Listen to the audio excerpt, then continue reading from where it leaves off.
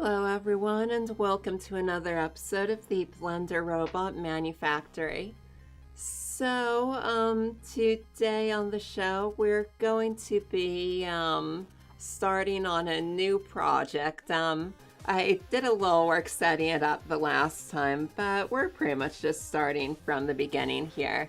So the project today is Journey to MeatSpace. And forget where I first heard this word MeatSpace. I think that might be from some of William Gibson's books. But basically we're going to be using 3D printing to take something that I make inside of Blender and then create a physical object with it. So this is the hero of our video game creator crate. And what I'm going to be doing, I don't know, it's probably going to be a little bit of a lengthy project. I'm going to create an articulated action figure with this model. So, you know, if everything goes right, we'll be able to print a little plastic figure. I'm thinking with 3 colors on it: red, yellow or orange, and blue.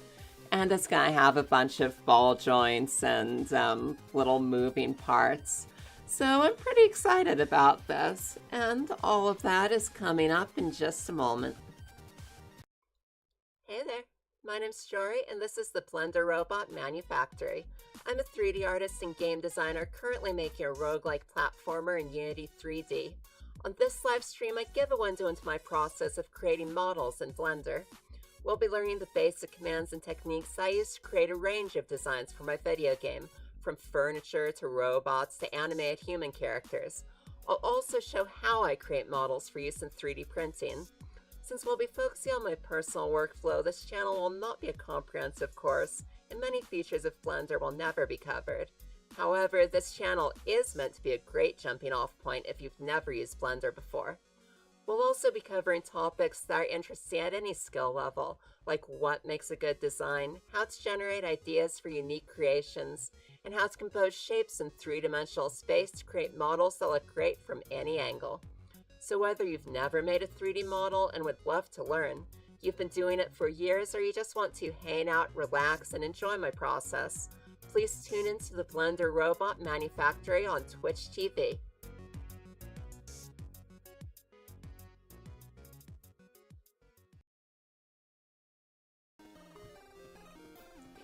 Hey James, how's it going? So, let me see, today,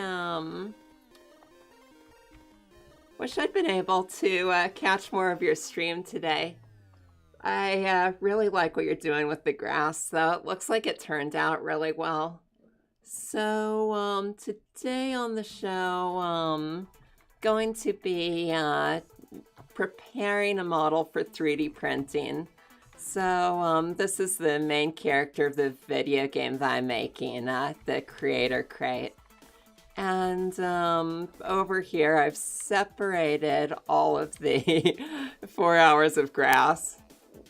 Man, that it looks like it was worth it though, and you're starting to add it to the other areas too.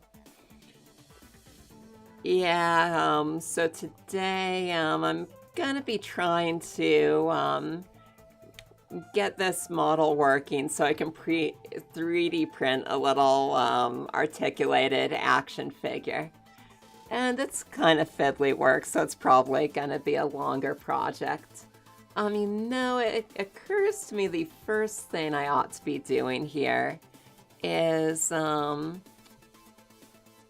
should actually see what kind of material tolerances we have. So the big one I gotta worry about is the minimum thickness. So let me see, I just gain a window up here.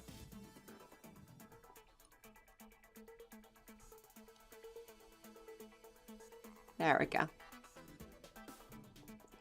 And got a 3D printer at home, but I can get a lot better detail with shapeways, and I like using this when I'm doing a lot of fine detail work stuff. So let's see if they still just have their material tolerances up here. So yeah, I really want to start doing more home projects with my 3D printer, but it needs to be kind of bigger, chunkier stuff. If I'm really doing detail work, I just don't have the resolution for it. So, I wonder if they're calling that their versatile plastic now. They've changed around their settings a little bit. Sandstone, fine detail. So, just gonna take a quick look at these. They used to just have a nylon plastic that I printed everything in. So it's durable nylon plastic. That's probably what I've been using. And what's their professional plastic? Is also nylon plastic, mechanical properties. Alright, so it sounds like maybe their professional plastic is like a higher quality plastic. The big thing I really need to do is just figure out what kind of tolerances this thing has. And if it's the same as the other plastic, I can, I can choose later what I'm going to do. So here's the big setting we gotta worry about.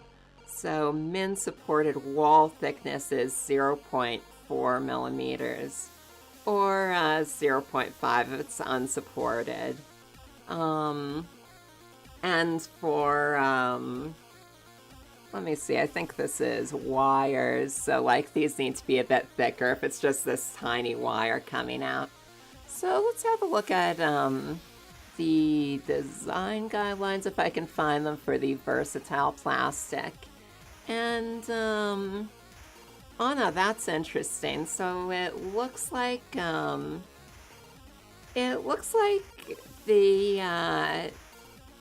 what's this called? The professional plastic. It actually allows for finer detail prints than the versatile plastic. I think I've gotten pretty good results with the one with 0.7 millimeter thickness, though. And I don't really need it. I don't really know if, I need the extra thickness. I'm assuming that this is a little more expensive for this one. Let's see.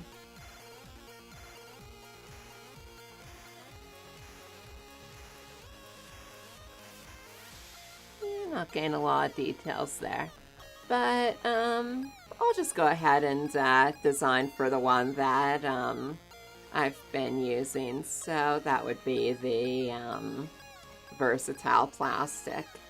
So we go back to design guidelines, and the really important one is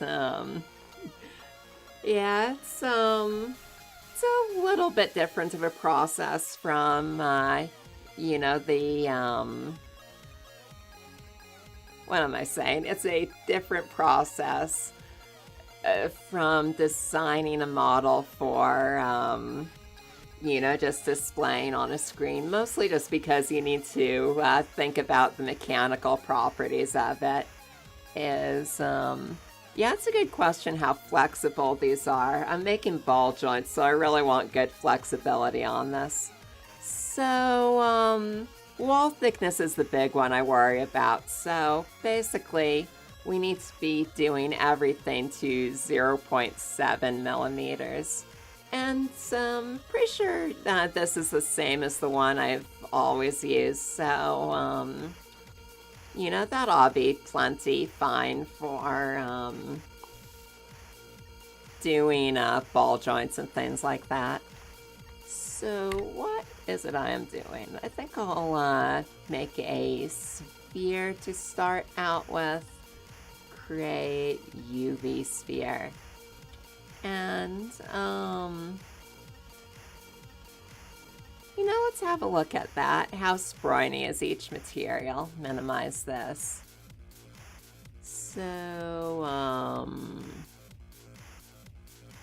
probably just material info. Oh no, it says all of these are, they're both nylon, so I'm guessing, the professional is just, probably similar material, but printed with a, you know, a higher definition printer. HP's nylon plastic, and this is versatile plastic durable nylon.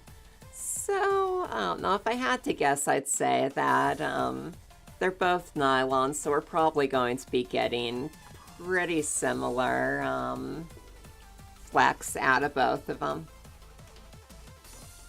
But I'd like to be able to make this figure available and not have to charge a huge amount for it, so I think we'll be going with the, where am I? Is this even the right material? The wall thickness, yes, 0.7 millimeters is what we're going for. And minimize this. Does print orientation affect flexibility? You know, I bet it does. So how a 3D printer works is, let me go to a new layer. So basically there's this tiny little print head that's just going along, laying out layers a little bit at a time, like a little hot glue gun moving over a surface. And basically you get these layers built up. Let me show that. So like you get one layer, another layer, and separate these a little so you can see them. So if I had to guess, I'd say that this is going to be quite a bit sturdier going from this direction here. And if it breaks, it's probably going to break along this dimension. Though, you know, the printing technique is so fine and, I don't know, advanced with this surface that I'm not too worried about it. I don't notice a lot of layering or, you know, different differences in how things print, like in different orientations. And I got a feeling they even kind of flip the model around on their end to squeeze as many things into the printer as they can get. So I'm not going to be too concerned about it with this model. But like if I'm making something for my home printer, which is lower resolution, you can absolutely see the, you know, the difference between laying something straight up or laying it on its side. And that reminds me, let me actually grab something I made off of my home printer.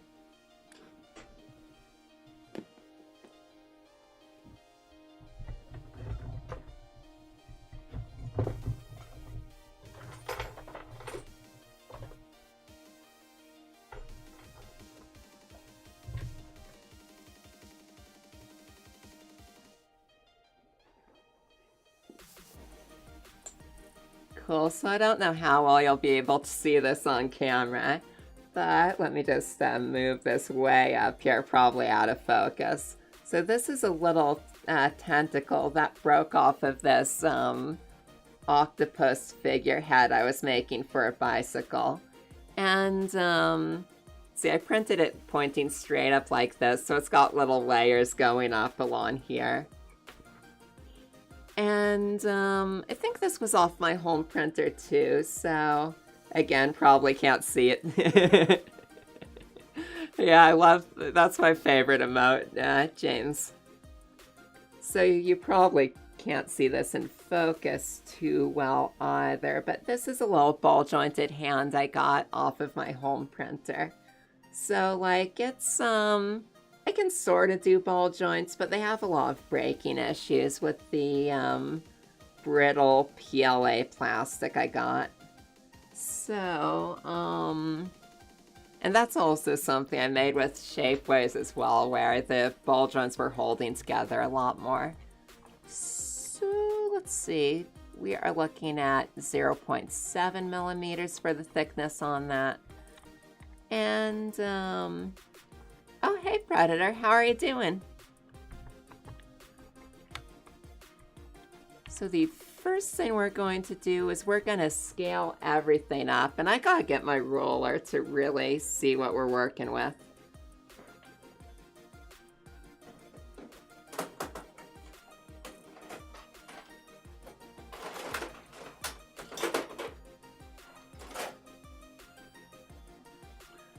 All right, got my ruler now. So, as you can see, this, and let me just apply the scaling on this ball. So, and I'll call this one min thickness.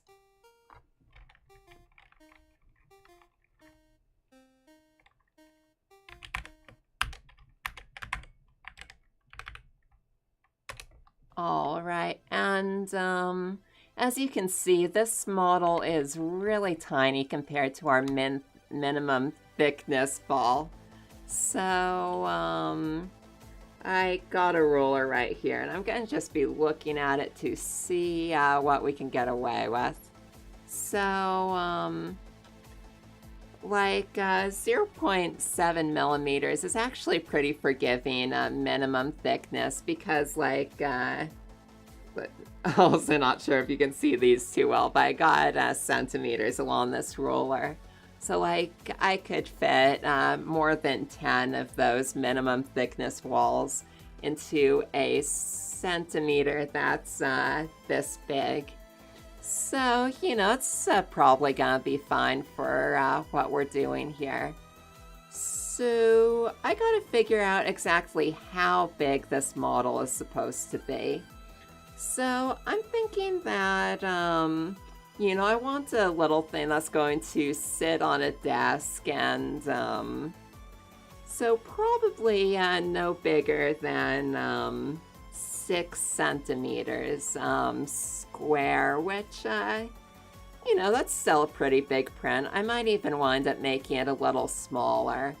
But for now, let's just say our goal is to make a figure that's, sorry, let me cover the rest of this. Our goal is to make a figure that's roughly this large or slightly smaller. So I'll just make a cube to show that off. Put this in the center. There we go.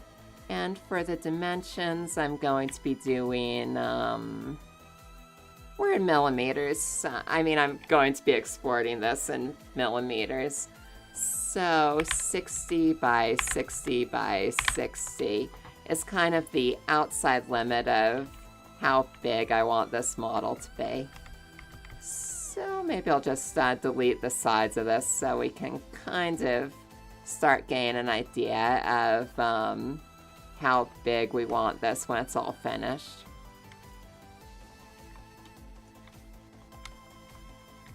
So what's everyone been up to lately? And see, I'll just select all of these, the example model and the parts, and then make sure I don't scale them in thickness. And then I'm just going to scale all of this up. Looking at my ruler again, let's see, ball joints and everything. I think maybe 5 millimeters would be good. Sorry, 5 centimeters would be good for, I don't know, the basic size of this model. Though it's got that long grabber arm, that's probably going to extend out of that a little more. So 50 by 50 by 50, try that out. And then select everything again, scale her up. Get this creator crate into the box. And just gotta jam everything into the box. Just jam it all into the box. And then scale this up some more.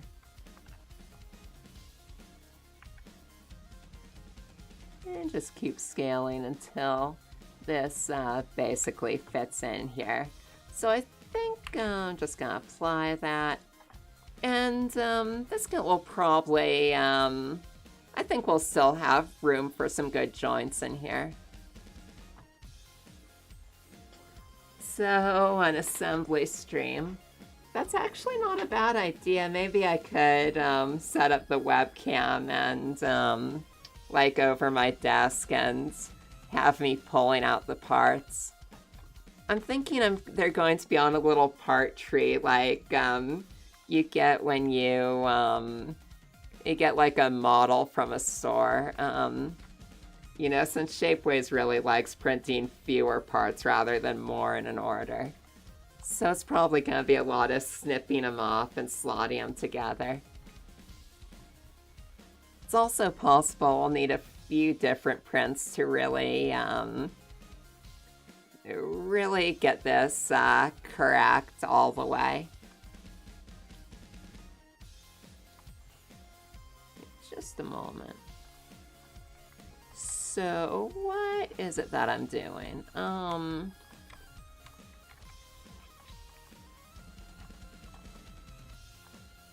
Maybe scale this up a little more. Of course, really I need to scale these because those are what I'm actually going to be working with. This is just the example.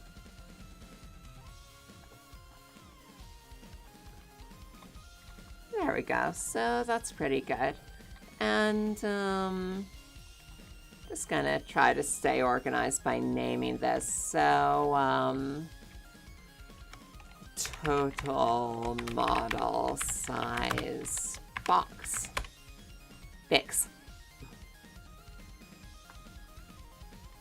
And there we go. And what else have we got here? So this is example finished. This is CC for Creator Crate parts.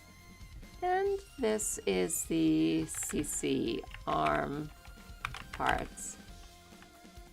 Good enough. So now minimum thickness is important, so we're going to be doing a lot of work with that. And now that we are scaled up to the right size, I can really zoom in on this. Oh, and I should move this out a bit. So I'm just going to oh, thank you, Blender Tommy. Looks like we got someone hosting the channel now. Really appreciate it. I think I'm gonna turn on the lights to celebrate.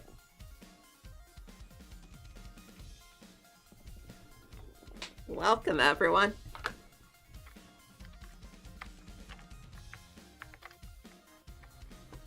Hey, Blender Tommy. Thank you for the host. How have you been?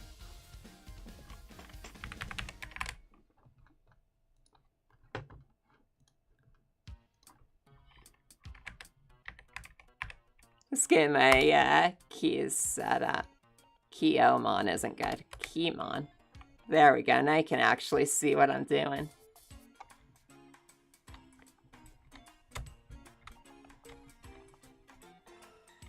And so still really want to check out what you're doing in your stream.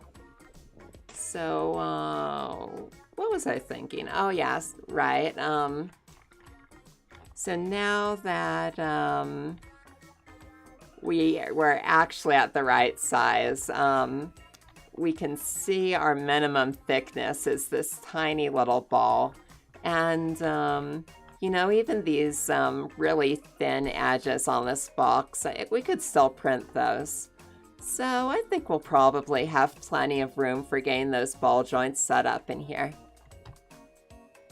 And let me just go over what we're doing again for everyone new. So today I'm going to be setting up a model for 3D printing.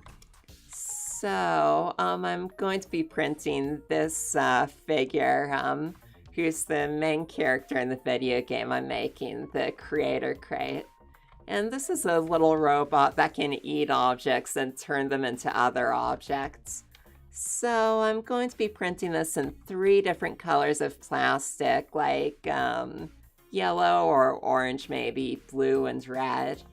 And I'm going to be trying to add a lot of different articulated joints in here so we can really pose the plastic model once we finish it and it's all ready to go.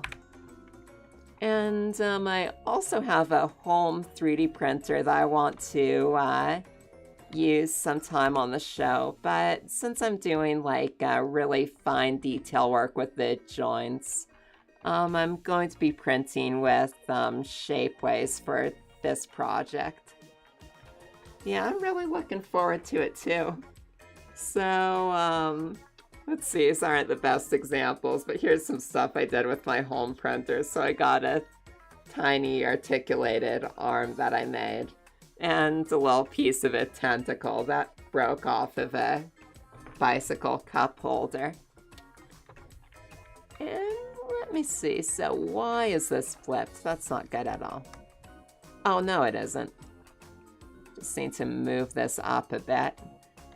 And what am I going to start with? So I think we're going to start with just trying to work out a ball joint that we can use. I've made these once before and they worked out pretty well. But I like doing things more or less from scratch on the stream, so we're going to try to figure that out again and see how that goes. And just put this at 0, 0, 0.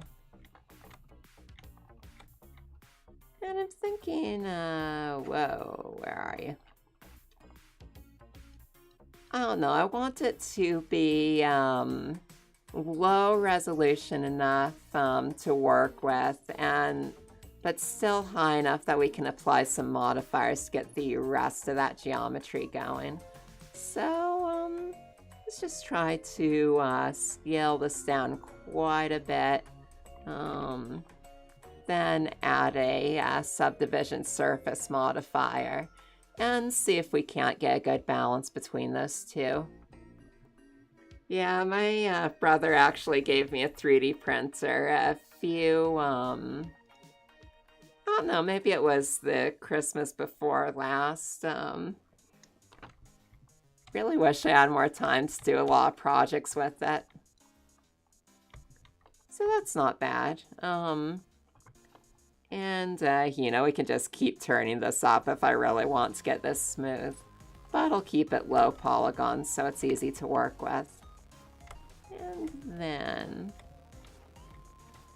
let's see, let's move this to the center. I don't know how that got off center. Let's try that again.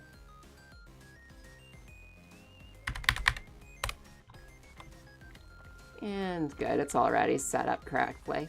So let's just pull our minimum thickness down here. And that's going to be the thickness of the walls on this thing. So just pulling this down. And as you can see, that's not going to be so hard. The walls of this probably won't be too much thicker than they absolutely need to be. And we also want to set this up so that it can go at the top of one of these. So like if you see right here, it's probably going to be something like this where You know, we have this ball right at the top of the leg. It's slotting into another ball and locking in there.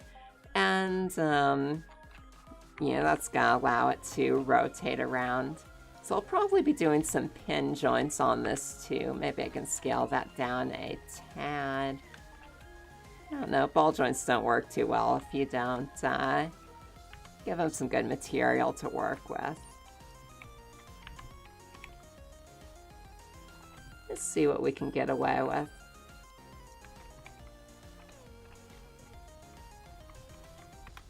And I'm feeling like maybe that'll work for the size of this. I don't want them to completely dominate the design, but, we you can see this is going to be a little cup going like that grips the joint. So, we also don't want this to be too small. So let's see, that's going to fit onto the leg. And that's not too bad. Those are going to fit up into the box like we got on our model right here. So I think I can cram those ball joints in there. I normally post my work in progress on... Oh, cool. Yeah, I really want to see it. Do you have your Discord linked on your Twitch page?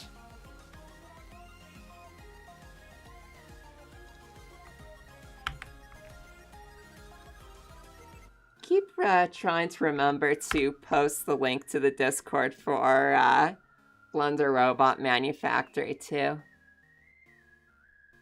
Oh, that's a shame. Yeah, I hope your your ISP issues improve. I really want to see more of your stream.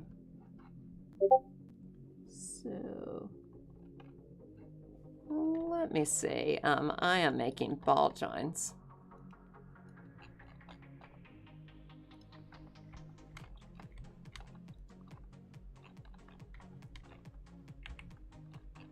Yeah, there's just so many great Blender artists on Twitch. I been finding a lot of great people here. Like, yeah, James L. Roll is watching right now. I've been watching his channel a lot lately. He's making this really cool subway station with a lot of layered textures and really nice fine detail and good world building in there. There's just so many people I've been learning so much from on Twitch.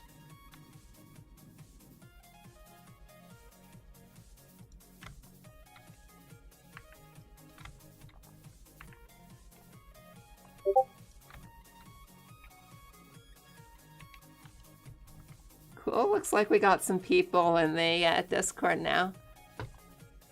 I'm not the only one who Tommy. So, right, so I should narrate what I'm doing. Right now, what I am doing is I'm placing a smaller ball inside of this big one. And, the goal here is, what I want to be doing is, get a smaller ball that fits inside this big one and moves around. I don't know, you've probably all seen an action figure joint before. So, and that's going to allow for a good range of motion on this. We'll also be doing some pin joints. That's just going to be along one axis. So if I can demonstrate this with my hand, it's going to be more like this, just straight up and down. But this is a more versatile kind of joint. So the other thing this joint needs is, zoom in here. Oh yeah, so, Tommy, how do I get to your Discord?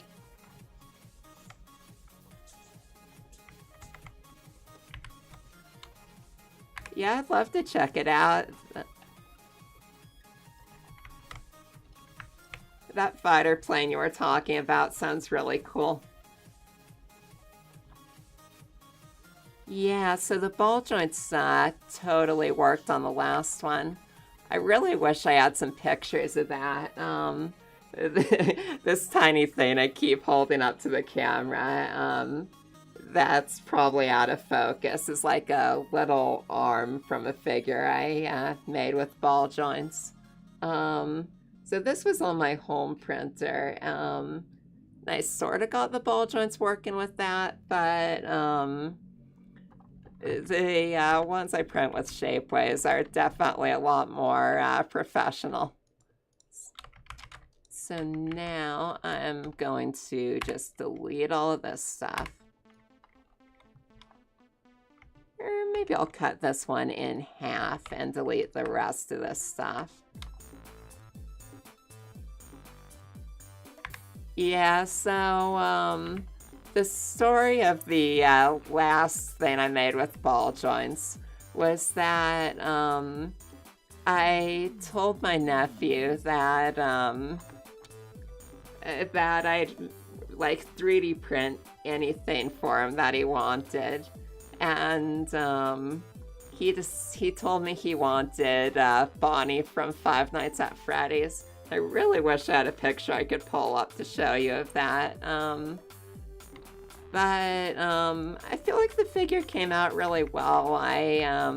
He actually didn't ask for articulation or any of that stuff, but you know, I figured I'd been wanting to mess with ball joints anyway, so figured while I was at it, I'd really add a bunch of fine detail to that. So I think, yeah, we're just going to apply a mirror modifier to start getting this right. So front view, back view. Don't know why that's cut in one side and not the other. But that's okay. So now just deleting everything on this side. And adding that mirror.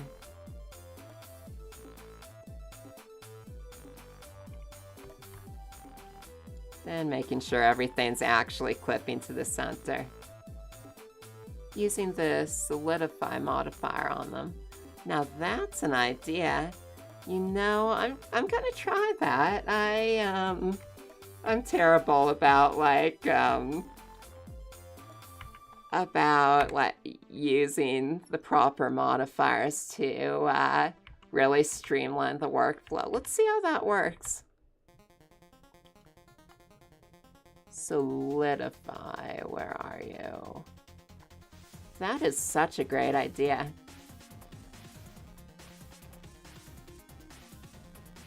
Oh yeah, that's perfect. Man, I'm always doing stuff the hard way. So now we're just going to move the thickness in.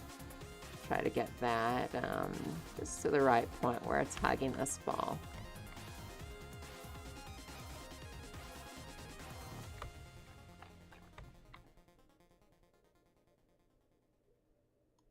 And just really fine tune this so that looks right. So it's pretty much exactly, yeah, you can see from all these clipping errors that it's exactly the same. It's exactly lined up with the interval. So now, pretty much the only thing we need at this point is we need to make a cut out here so that, like right now, there's no way for this to get in here. It's just kind of stuck in there. What we want is to make a little slot where we just push this in, the parts snap out a little, and it just locks in place.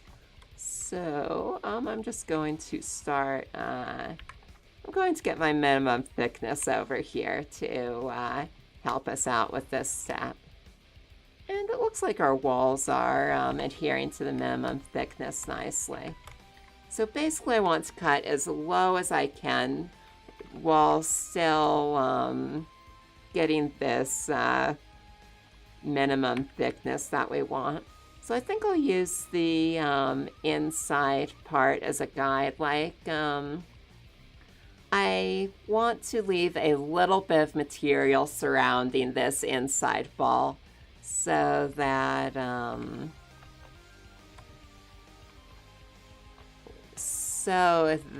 like it doesn't just slide right out. It has a bit more pop when it's going in. And this is a bit of a push and pull with this thing. Like, you know, if you get too much here, then the ball joint just slides right out. If it's not enough, you break the joint trying to get this in. So let's see if we can get this right.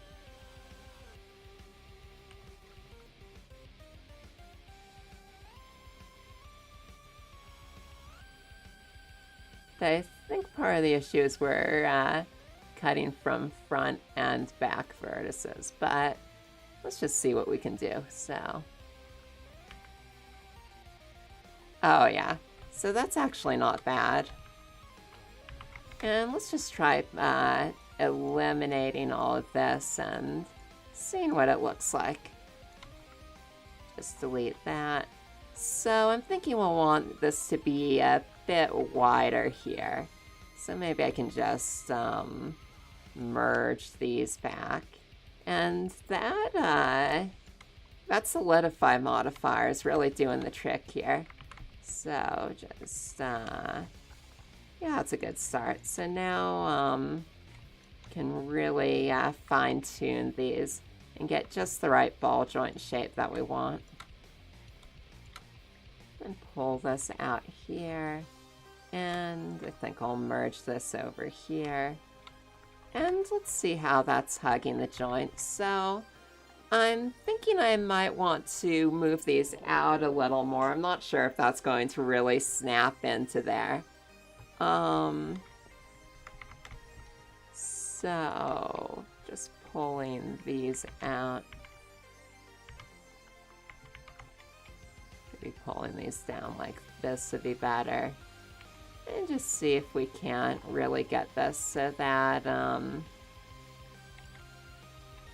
so that's hugging the joint, but it's not so stuck in there that this thing can't pop out on its own. So let's just pull this out and see what's going on here. So I still feel like this is going to have a little trouble getting out of there. So maybe I'll pull these back a tad. Select all of those. And I don't know, we can do a little divot for getting in here. I was actually pretty surprised that the first time I attempted ball joints, they just totally worked out of the box. I wouldn't be surprised if I need to do a few prints of this before it really starts coming together. So let's see. Yeah, I feel like a little flange like that is going to help this pop in there. Just some geometry to start getting this going. And then pull this out here. Pull this out here. And then look at this from the top. And let's see, so you can see from that clipping there about, I guess this is where it's thickest.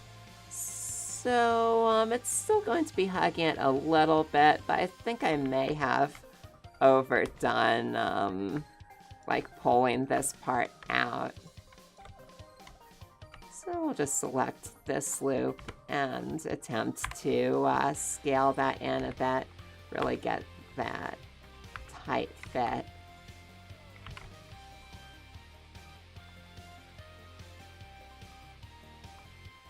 Move that in, and now pull this out again, and let's see what we've got here. So it's definitely clipping a little here, which actually is the goal. Feels like it's going to be hugging that a bit. So like we've got this curve here. All right, so maybe this is where the modifier starts to break down, is like I've been messing with this a bit, and now we've got this part actually going into the ball. A lot of times what I do when I'm making these parts that fit together is like I'll zoom into one and I don't know, just take a good look at how these are intersecting each other. So then scale this out a little.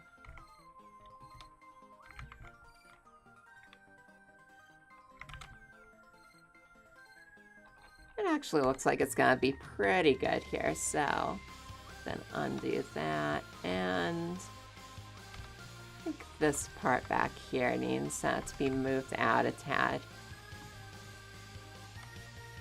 It's gonna crimp into it too much. Pull this up.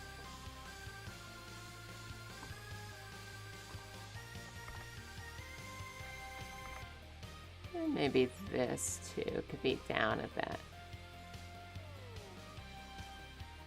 So is anyone working on some fun projects? And then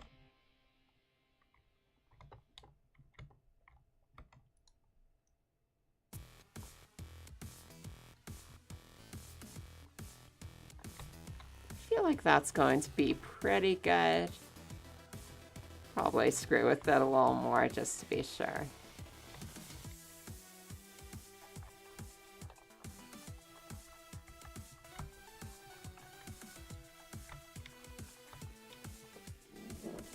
And let me think about this. So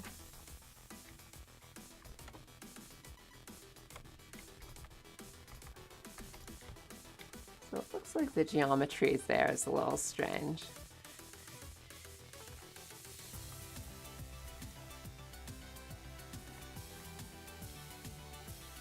The reason for that is it's just mirroring what's going on over here. So, gotta pull this back a bit. Just really try to get these so that they, we're gonna get, you know, just the right mechanical properties on this joint. And take a good look in here. Service I'm printing with literally won't let you make things that are going to fall apart too easily. So like if you don't adhere to minimum thickness. Oh, so thinking about an artistic approach, I want to do a steampunk. Oh, I see. So, what kind of stuff are you going to add, or are you going to put into this steampunk cube?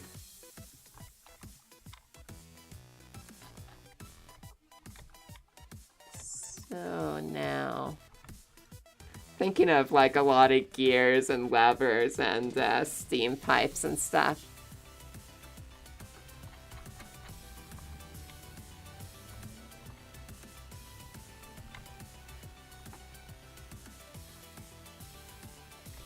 I really want to see that. So then, this model's getting in the way. Oh yeah, so then this is scalloped a little.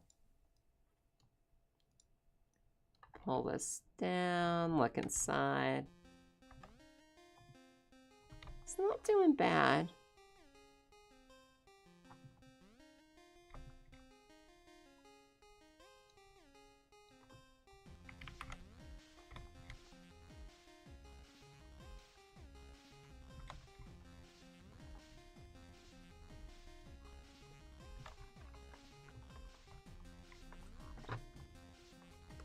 Cool, so that's roughly correct.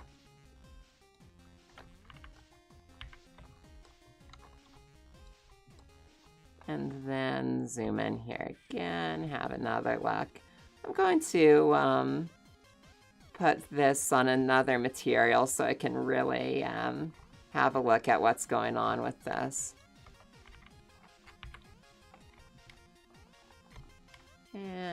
it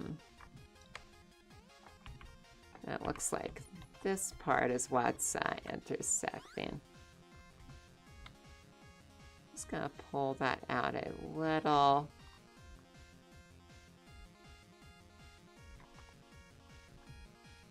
And yeah, those are looking pretty solid together.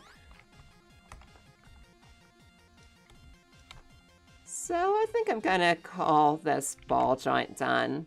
And I don't know, let's hope it works. I'm actually going to continue being surprised if I manage to make this thing right on the first try, but sure looks like something that ought to work. Oh, so here's the other thing I gotta do. Can't...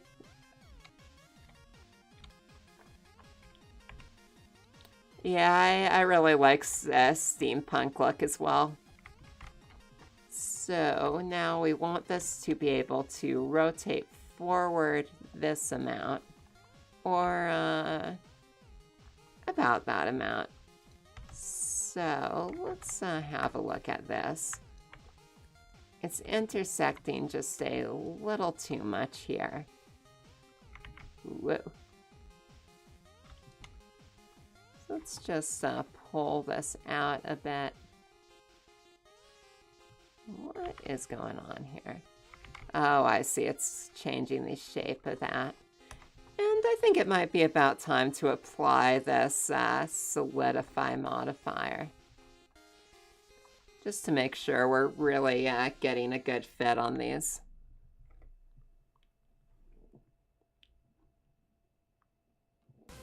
No, I love anime.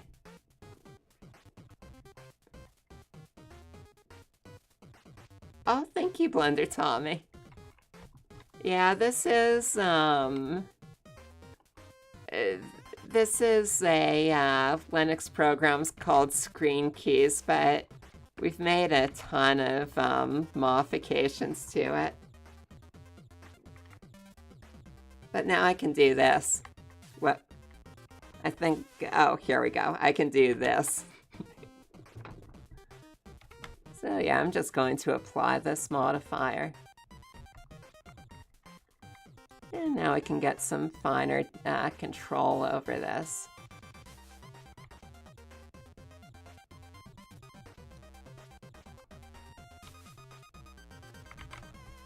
Yeah, I love making gears and stuff like that.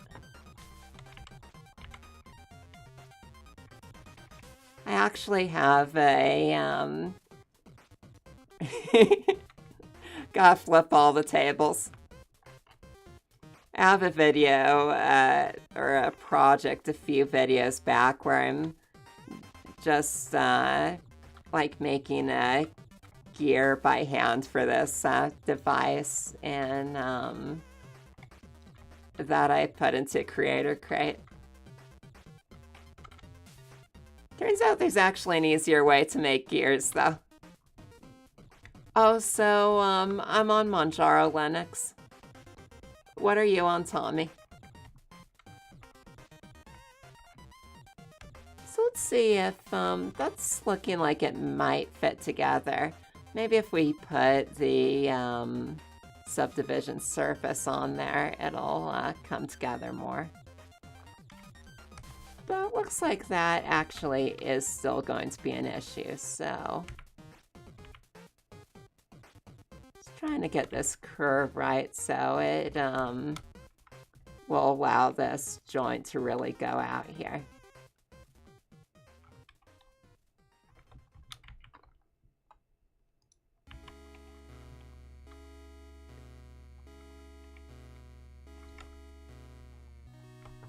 So that's not bad.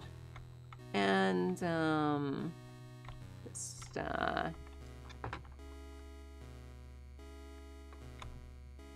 and you can see we've got a little bit of a divot in here, but we'll fix that later. And, I think we determined that, these are pretty much close as makes no difference. Just add a subdivision surface on here too, see if they'll really fit together.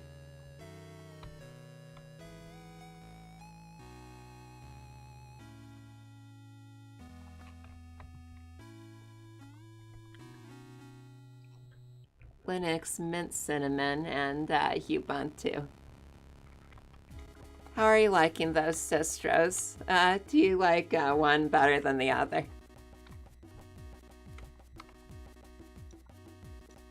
And we'll just take those modifiers off there for now.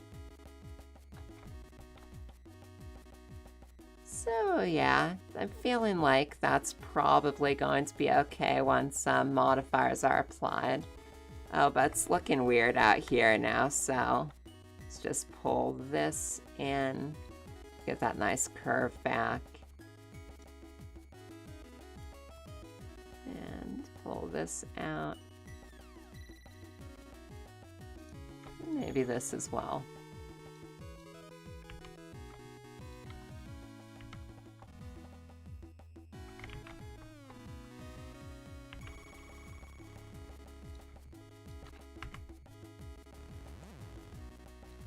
There we go. Just want a good smooth lip on this thing.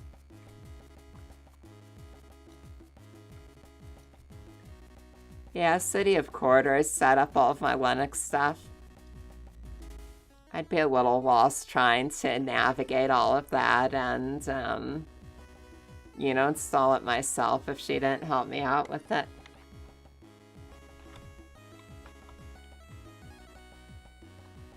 Getting streaming stuff in Linux is a bit of a pain too.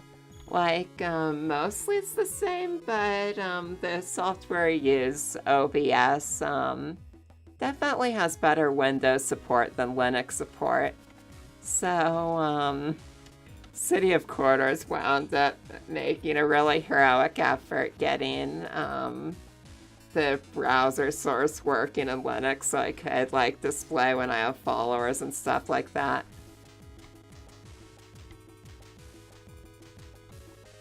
Control 1 or higher number. Oh, that's really cool. So, 2, 3, 4, 1. I like that.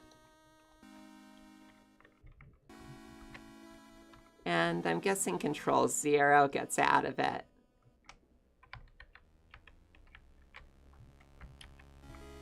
Let's try that again. Control 1. Control 0. That is so cool.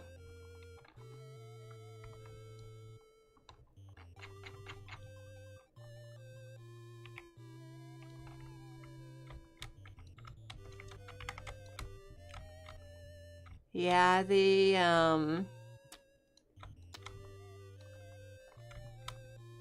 feel like part of using Blender is you're always paranoid there's a better way you could be doing something.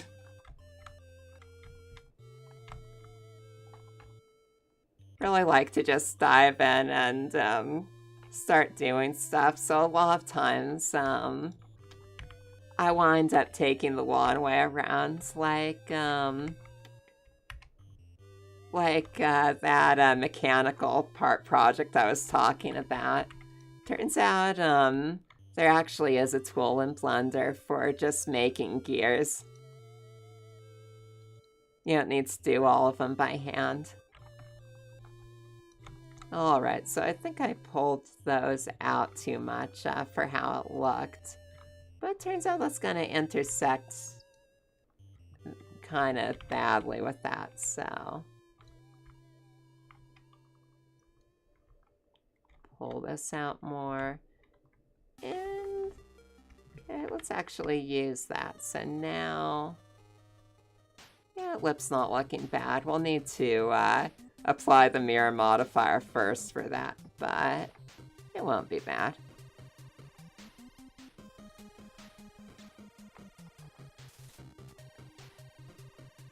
Tried Ubuntu and then gave Mint a try.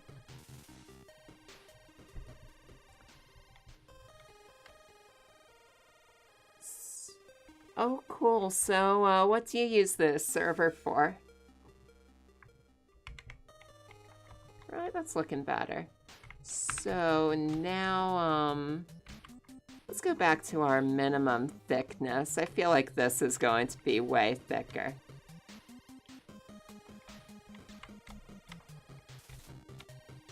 Cool, so like you can, what, control 9?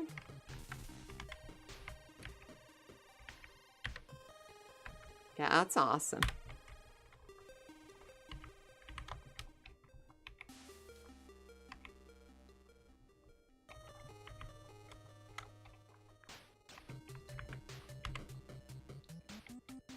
Yeah, someone else on Twitch just sent me this video of like 26 Blender tricks that I've been going through. And there's just so much great stuff in there, like, especially this one thing, like he's been using it to make tank treads. And, I don't know, like you make a curve and you move a bunch of objects along the curve. So like you can make one segment of the tread and just use a Bezier curve to copy them all out. Really want to start using that in my models. Backups and file chairs. Oh, cool.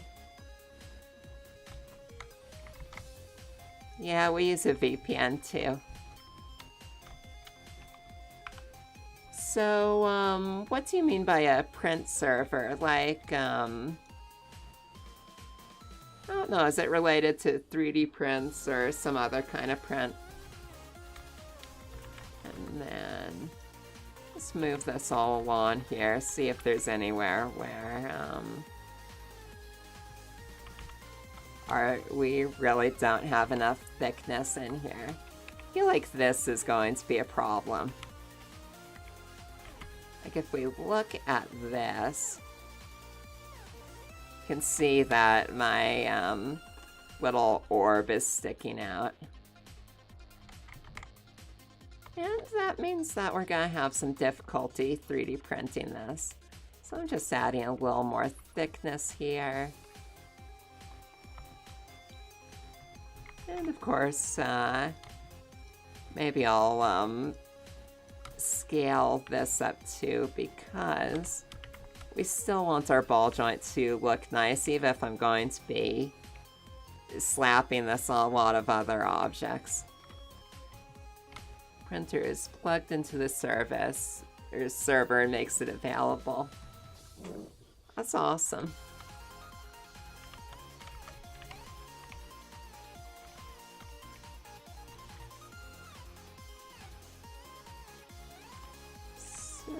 Then, I don't know, I think this is technically thick enough, but maybe we'll add a little more material here.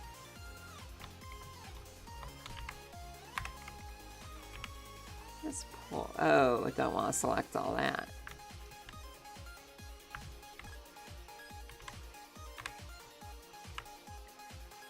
Pull this down.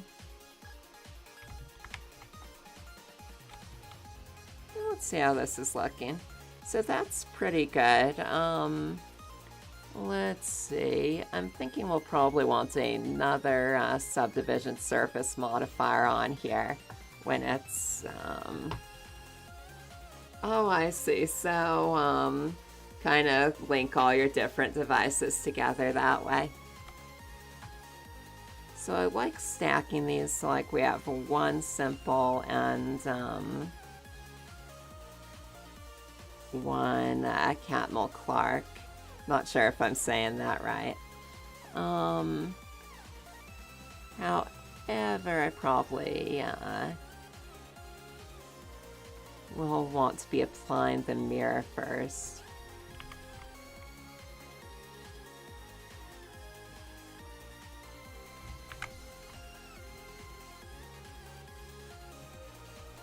And then I figured that would keep it from doing that. I guess we need to dissolve this edge first.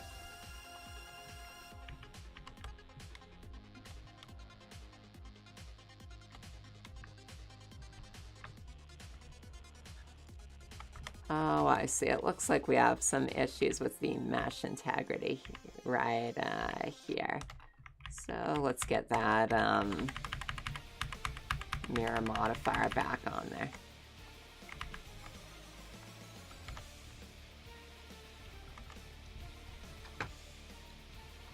And I'm just going to call this ball top. You can see my screen keys really goes crazy when I do that. Ball top. And ball low.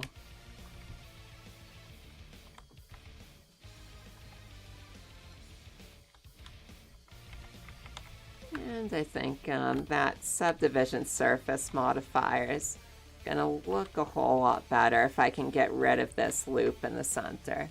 So let's just get rid of our ball top for now. And maybe pull this down a little more.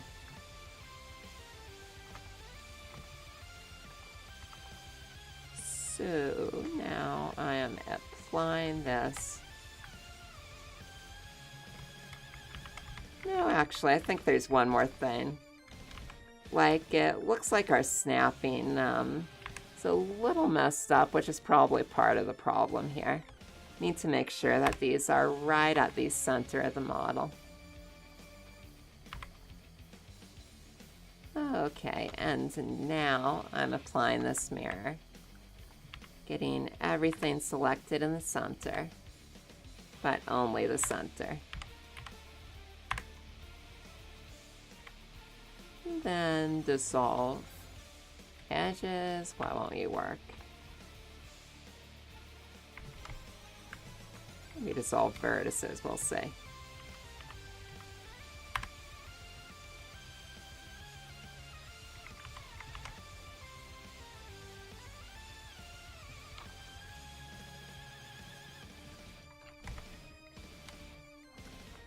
Bought this server cheap, so just add a couple of HDDs.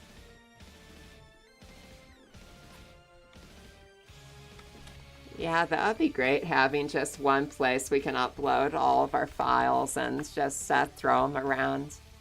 Just recently got sharing set up on Unity where, you know, you can just throw it around between computers with versioning.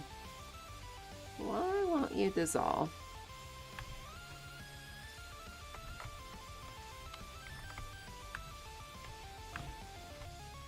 Oh, that's not good.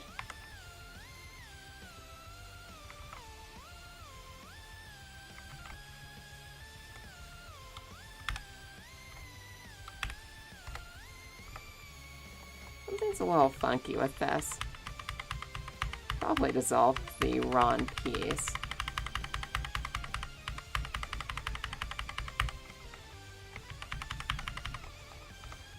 Oh, well, we can figure it out. So...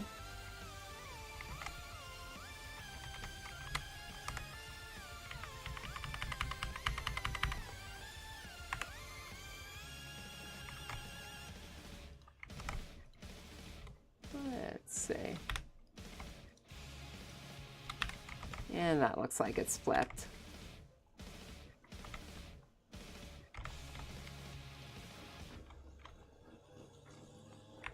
And then cut here. I feel like something got a little messed up with that mirror, but it's good. Oh yeah, I just turned off screen key while I was typing so it didn't totally go crazy. Dissolve is working there. Why don't you want to dissolve? That's so strange. Yeah, at any rate. Let's see how you look with a subdivision surface modifier. So I really do need to get rid of this line or else it's gonna go crazy with that.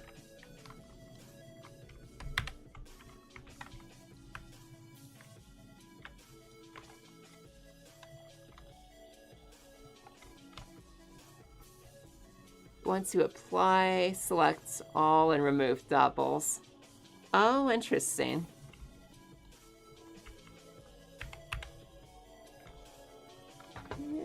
let me see, that's in tools, remove doubles. So I assume, oh, cool, and then well, that's probably a little high, but just to, so this, it removes 0 vertices. Then we're getting up here and it's removing a few too many. So, is that like if they don't wind up joining together with the clipping, then you can get rid of the extra ones?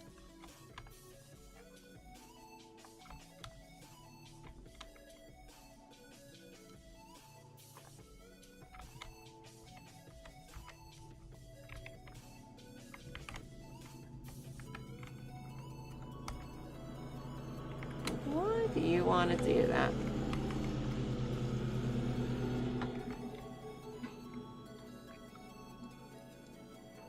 There's always some left.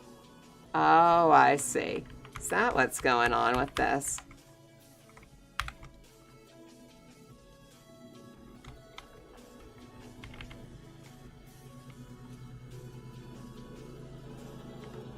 So let's attempt that again. And tools versus remove doubles. Unselected.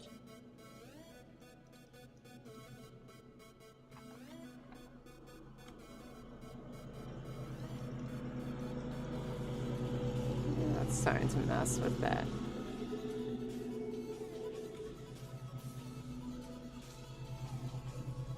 I don't know, maybe that'll help out. Let's try this again. You know, I bet I got an extra face in there, and that's why it's being so weird with me. Go with the default settings.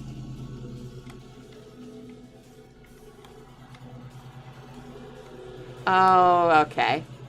Just figured out the problem. Got a whole extra face in there. So now let's attempt this again. And there we go. That's what we want. Thanks for bearing with me through that. So now, I like doing stacking these. So we got one simple, and then the Catmull Clark.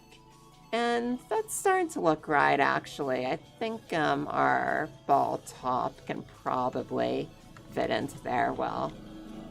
So do the same thing here. One simple, and then like that. So that's probably, as a matter of fact, the first time that I've seen that. Oh, yeah.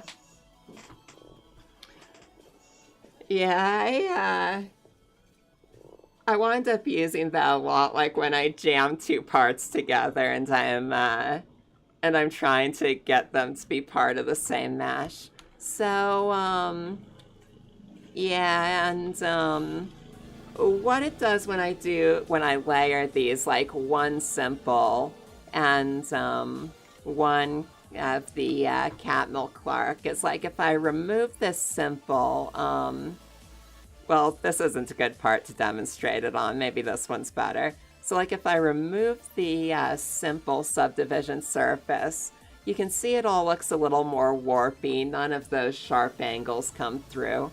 But then if I turn this on, the second subdivision surface modifier is still getting good curves in there, but it's respecting the angles a little more. And the bevel tool's another way to do that. But I found that this works pretty well. So now, let's move our min thickness around, see if that works. Hey, how are you doing, Specs? So, yeah, today, been doing really well. Today I'm going to be making a 3D printed action figure of this figure over here. So this is the main character in the video game that I'm making. And I'm hoping to set this up so like there's a lot of little articulated joints here. So like here I've just made a ball joint and I'm really crossing my fingers that that this is actually going to work once it's plastic and not, you know, parts on a screen. But I'm feeling pretty good about its chances. I think probably that can snap in there. Let's just have a look down here. So, feeling like this probably isn't the tightest fit though. So maybe I can do a little work with that. So get rid of the ball top. Select all of this down here. Andrew,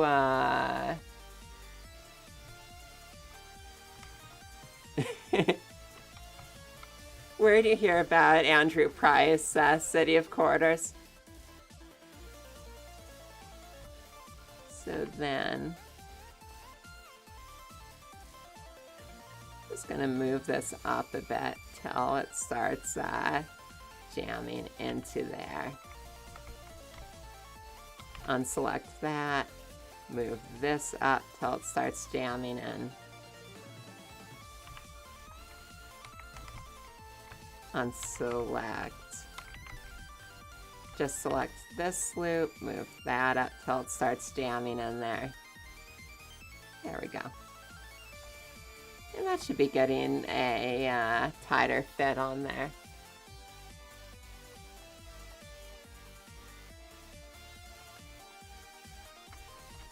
Oh yeah, so this other Twitch streamer that I've been watching gave me this this like list of lot of Blender videos he's been watching, and I think Andrew Price might have been in there too.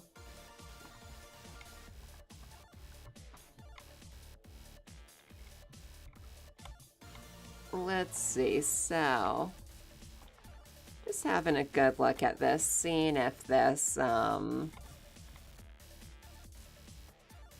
if I move this down a little, well, not like that, never like that. If I move this down a little, you can see it starts clipping in there pretty fast. You can see how those are lining up by going in. Really with shapeways, you want all of these to really be pretty much the same size, so just looking through this, like it's red on the inside, gray on the outside. I think those are pretty good. So, oh, like the color of the ball is crimson specks. So,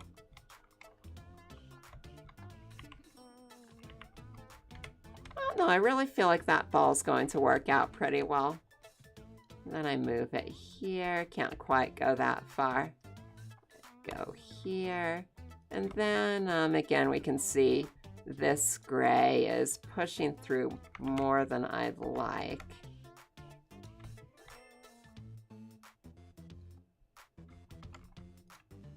I'm sure there's a better workflow for getting ball joints set up like this.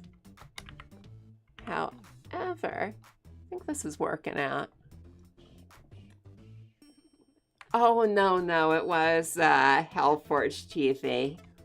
I've been watching him make this really cool Warhammer mech for, I don't know, a few weeks now.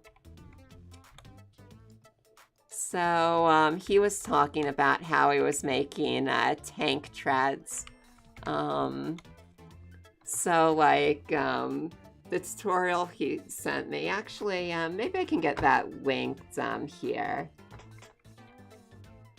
Just go over to my other window and set that up. So yeah, I'd really like to share these because these are some great stuff.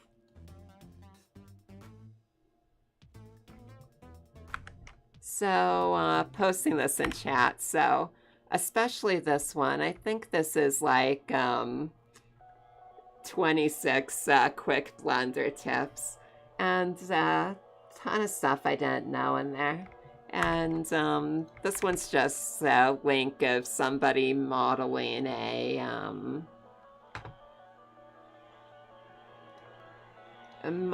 a little tank with treads and using the deform along a curve modifier to really get the shape of those set up.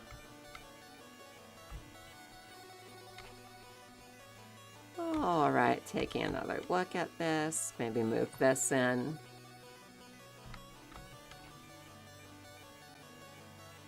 And I know I keep saying this, but I think we are actually, is Gleb on YouTube as well?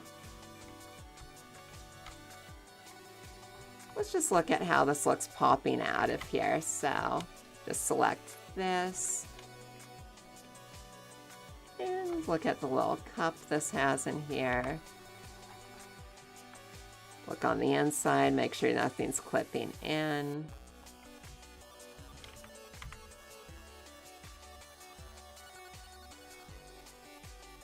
Yeah, I really feel like this is about the right shape. It's going to grab this while not being so difficult to pop in that, you know, it won't be able to get in there in the first place. Go over here. And you know, this is all plastic, so a little intersections that, oh, but I'm not working with the mirror modifier again, so I gotta be mindful to do this for both sides. Torfrick is also a god, but he doesn't use Blender.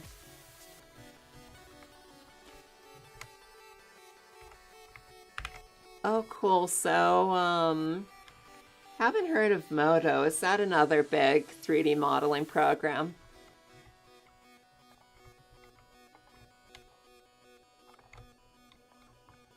Yeah, there's just so many really talented people using Blender. Okay, so, that's probably the most difficult part of this entire model, just getting this ball joint set up. So, what I am going to do is, I'll leave these modifiers on because I'll probably want them later, but, well, actually, I'll just pull them off there. Make it easier to work with. And get a quick look at how this looks. And I'm feeling good about all that. So I think what we need is a parts layer. So we'll just move this all down here. And now whenever I want a ball joint for this figure, I'll just Shift-D, copy those, move them up. And now I got another ball joint I can stick onto this figure. So, saving like a crazy person, up to save number 8 now. You gotta keep saving till you win it.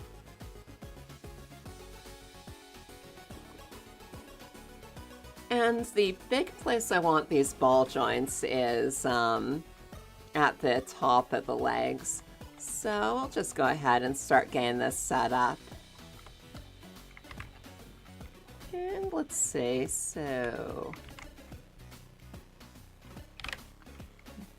180-degree rotation on these. And on this as well. Modo's another big software. It's got a few features. Oh, cool. So I'm guessing that's a lot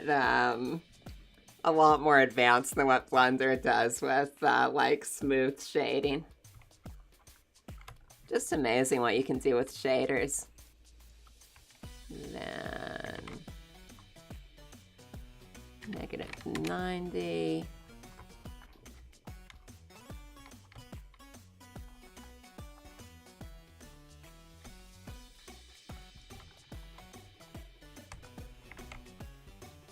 feel like this whole dome could be a bit higher.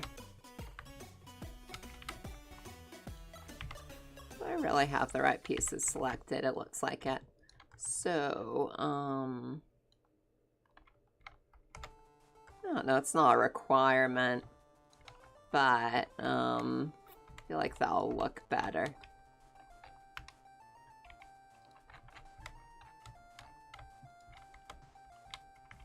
And actually, no, I don't want to apply the rotation. That's actually going to be useful. Well, yes, I can apply the rotation and scale, I just can't apply the location. Because I want to keep being able to rotate this in place. So... and I think now that I have this part with the right rotation, just copy that over to our parts layer too. Since I made a few changes to it, just get a bunch of parts built up that we can go back to for this. Need a save counter like Kaizo Mario streams have death counters. Yeah, what I really need is like with the Mario Maker 100-man runs, they got like the 100 Marios and like all the lives you have left just run up one at a time. I really need to do that somehow with saving. Maybe I've got little lemmings or one of them jumps off a cliff every time I make a new version. So, these legs are what I really want these ball joints for. And I think at this point I can really start separating out these objects too. Get this out of the way. And maybe get the rest of this stuff out of the way too.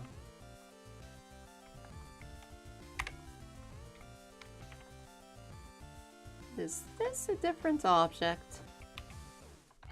Okay, so here's what we really need remove doubles for. Like, apparently, I made this a really long time ago when, didn't have this thing set up properly, so like, I manually cut out a piece of the object in order to, make a sharp line there, when I really should have just, I don't know, mess with auto smoothing over here. But we can fix that with remove doubles, so just gonna get these two legs selected.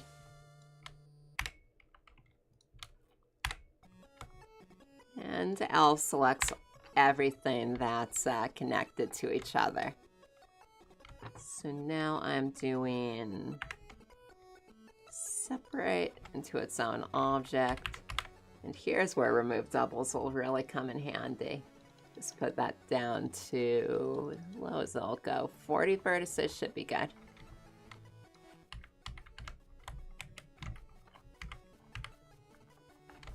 And I'd really like that mirror modifier back, so let's just set that up, add a mirror. And now we're ready to start off with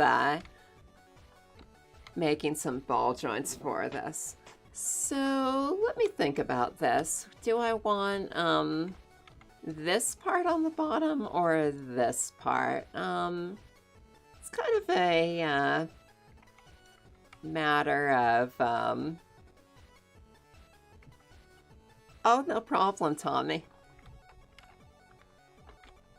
So, kind of a matter of personal choice. Like, if I put this cup into the model, then I can move the geometry around it a little bit so I can get it so it's a little less obvious that this is in here. You know, I can just put this part separate too, and probably the advantages of not doing that is I can control the width of the walls a little more if I don't include that in the object. I don't know, I think I'll go ahead and try to actually insert that cup into the object. I think it'll look a little cleaner. So, if the cup is set up like this, it's going to mean that the legs have, can rotate inwards, but that's probably not going to be great. So, let's try something else. I guess the forward back motion is really the most important part of this.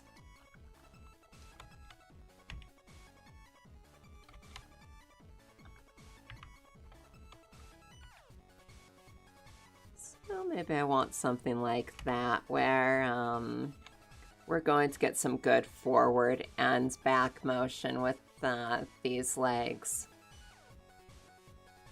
And then we can also rotate them a bit. Just kind of playing this thing by ear, seeing what we can come up with. So, let's see. That's going to be 90 degrees here. And, I don't really need to rotate this.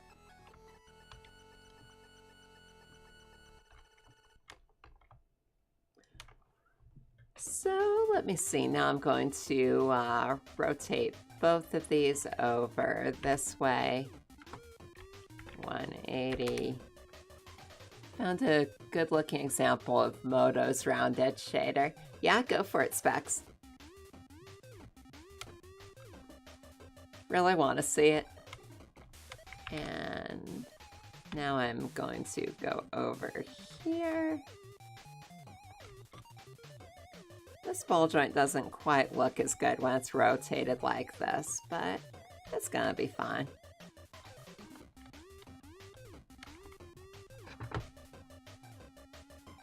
Cool, let me bring that up.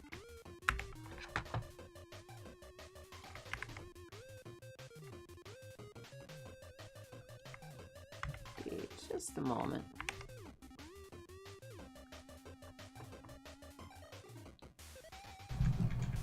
So the round same surface, sometimes you get... There we go.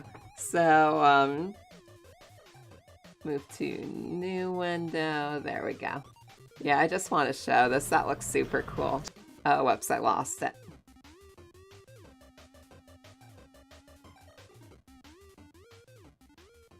How far into the video is that?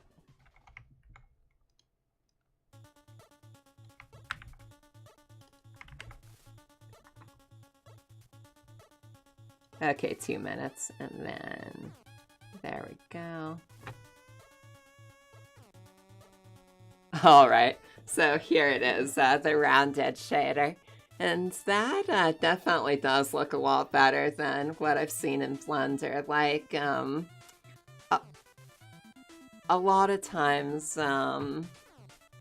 I don't know, you gotta add a lot of bevels and stuff to get your sharp sides, but, you know, still allow circles and curves to look right. Interface looks a little Blender-like in there.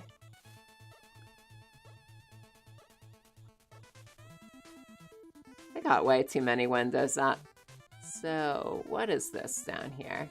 I gotta minimize some of this stuff. Minimize. There we go. So now, we want this, this ball joint. Oh, cool. So, if you have two things intersecting each other, then the round edges shader knows how to work with both of them at once.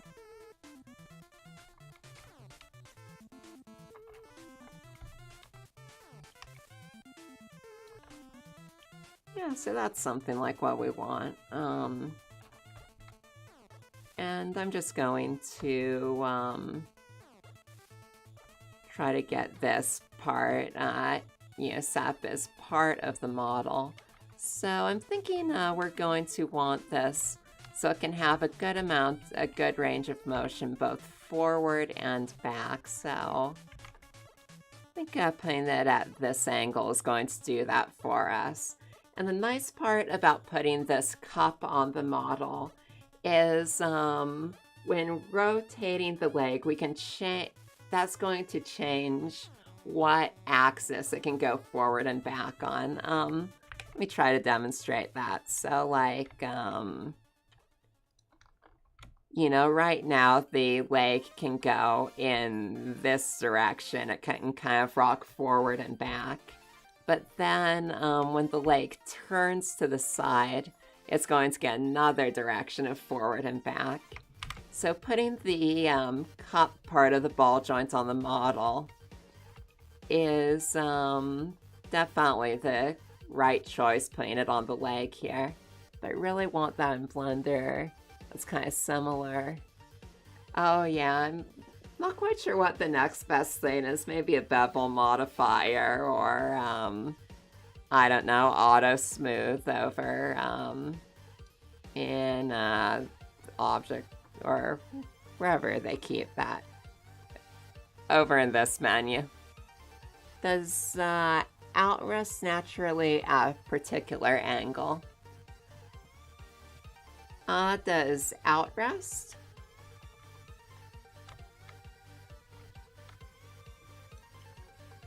So let's just see how that's gonna look inside of this box.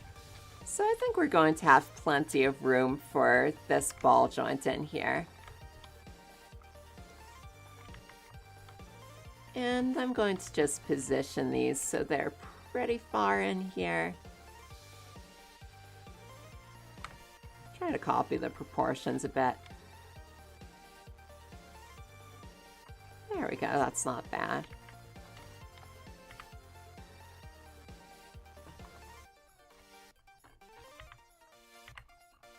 Does the joint rest naturally at a particular angle?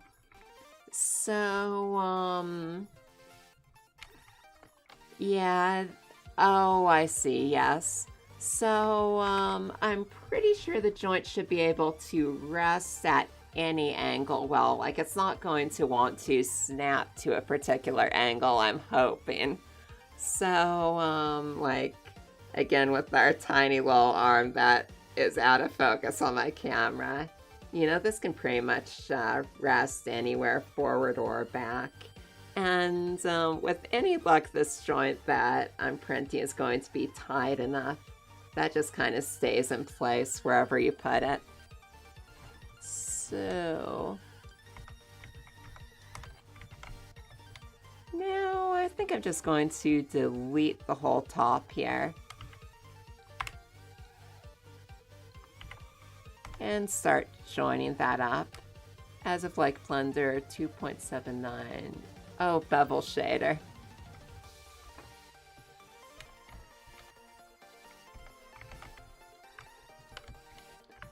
Yeah, I haven't messed with that one. Is it like, I don't know, I'm not sure which version of Blender I'm running, but, oh, it looks like I am at 2.79.4. I don't know if that's B or not.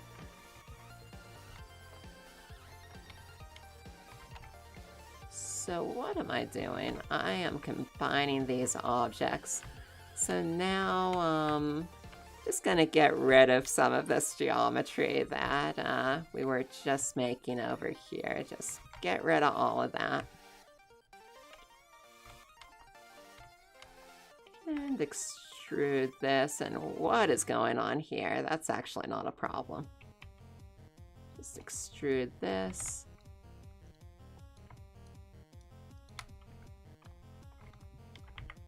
And then pull this over here. Let's try to get these lined up a bit. And I'm just going to try to join these together with the shape we already have going for the leg. So let's move this over here. And join those together.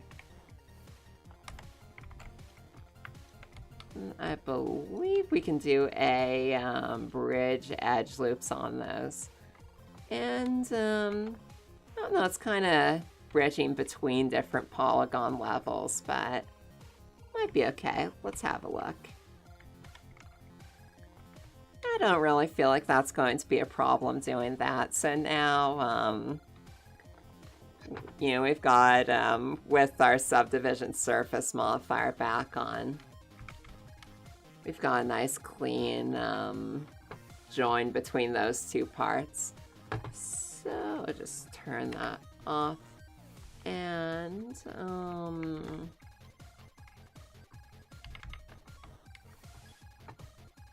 let me think what else. So mesh, UV unwrap.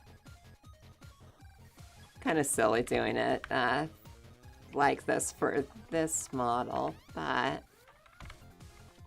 the way I have this set up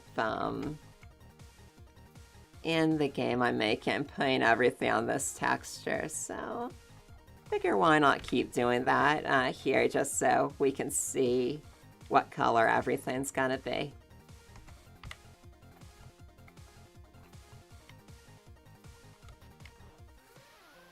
Alright, so that looks pretty good. Now I think it's time to start adding some more joints here. Let's have a look at this. 3D printing is such fiddly stuff. I just wind up staring at all these little pieces forever. Okay, is this going to fit in here properly? Is this part going to work out?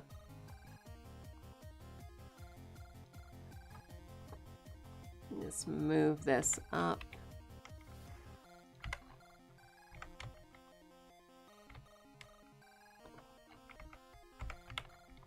So you can see I had to make that a bit thicker than it would have been otherwise, but yeah, I don't think we're doing 300 points of articulation.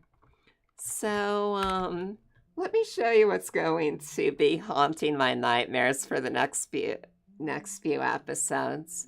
You can see this character is set up so that we've got these little pistons. Wish I had this rigged up right now, but like when it crouches, these pistons go in. When it stands up more, they go out. And I like to be able to replicate a little of that action in plastic. So, I think I'm actually going to, oh yeah, this is, I might be violating the Twitch terms of service right now, you know, with this very graphic upskirt shot. So, I'm gonna try to make some kind of little plastic piston that can go in and out and also line up with what I'm doing with the rest of this. But first I'll probably set up this joint and this joint back here. So,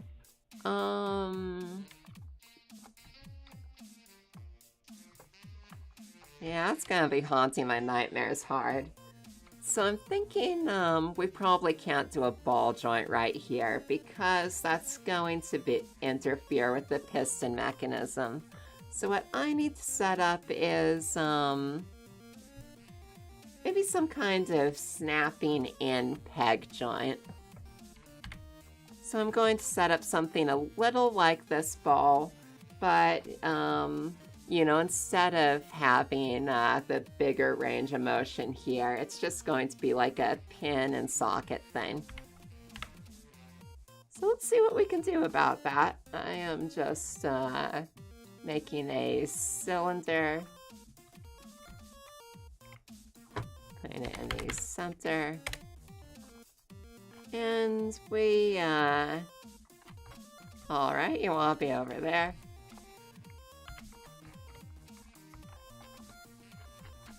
Alright, I totally lost that cylinder. It's just gone forever. Timeline. No, timeline is not what we want. We want the project view. Where am I even? The outliner.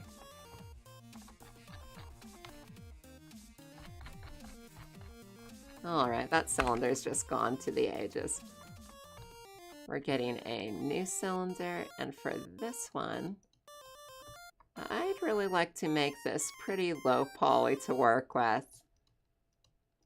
Just like we did with the sphere I was doing a minute ago. And 16's probably pretty good. You know, I like to do it so it's just as few nodes as possible for working with, and then we can use modifiers to really up the polygon count when we need it. I think with Shapeways, they'll allow something like 1,000,000 faces in there, so I try to just use subdivision surface to get as close to 1,000,000 as I can. So maybe we'll just go over to our parts screen for a minute. Just duplicate our min thickness, go over there. So I'm thinking I'm going to, alright, there's my cylinder. So just move our other parts over here. And going to want something that's about the same dimensions as these joints. You know, I can get away with a little less here, but let me just copy one of these and use it for reference. So I'm thinking it would be nice if this cylinder, no, not like that. Be nice if this cylinder is roughly the same dimensions as these, just for like visual unity and all of that good stuff. So deleting this, and I'll make this a bit larger.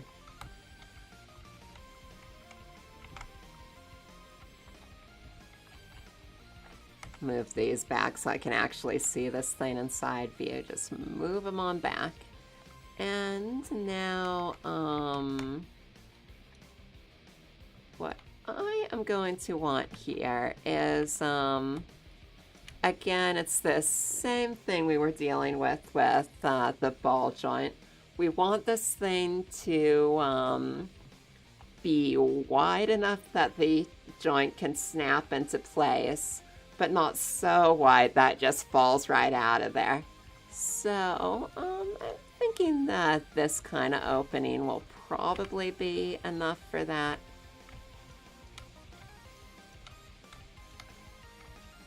But I may have to wind up printing this thing a few times to really get it right. I'm just going to Shift D, duplicate that, separate selection, go over here, it's a new object now. And maybe if I, let's try the solidify modifier again, because, you see, I think my issue with that other part was I was defining it by the, all right, that's going inward. There we go. The problem was that I was defining that by the outside, when really I need to define this by the inside of the part to get that nice,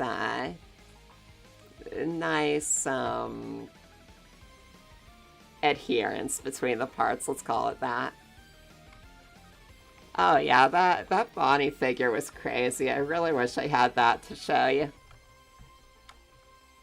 Like, that had, it didn't just have one knee joint. It, it had these mid-knee pads, so the legs, they didn't just do this, like you can kneel all the way down. I really went nuts with that thing. Alright, so this might be pretty good. I can just actually put this on a different material so we can see that better. And now we want to do the same thing here where we're using this solidify modifier and really pumping this out until we get past our min thickness sphere. So let's see, that's looking right. And I can kind of imagine this snapping in there. Let me just think about this. So this is the amount of plastic that's going to need to bend when this thing's going out. Almost feeling like maybe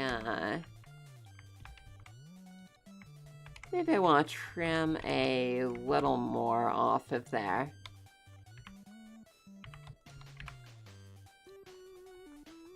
Alright, so now this is the amount that's snapping out, and I got some weird stuff going on.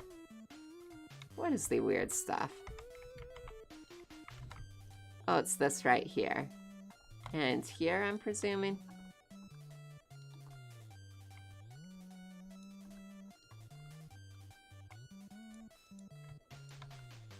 Alright, we got all kinds of weird stuff going on.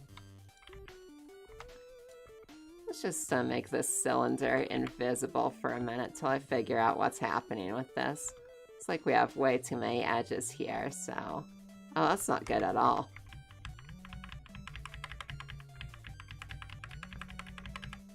Okay, so this is the last point that it didn't look like a mess. And... I just need to delete all of these. And then get our cylinder again and have a look at this. So now this plastic's going to be snapping out when it does that. And let's see, so the point of this where it would just fall out of this socket is right here. So we may still be go to this.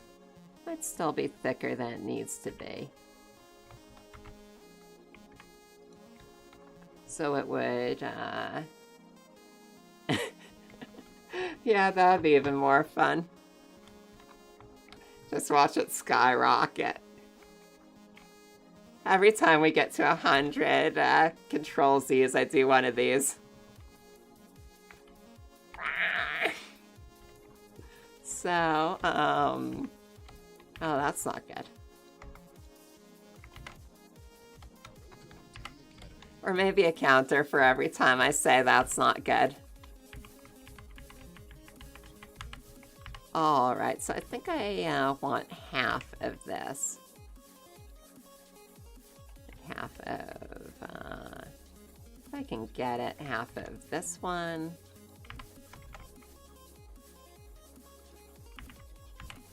Just really fine-tuning just how much plastic is going to be on this tiny piece here.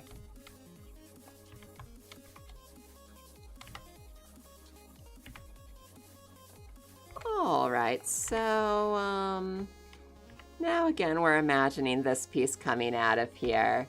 It's these tabs here are basically what's holding it in place. So just thinking about this.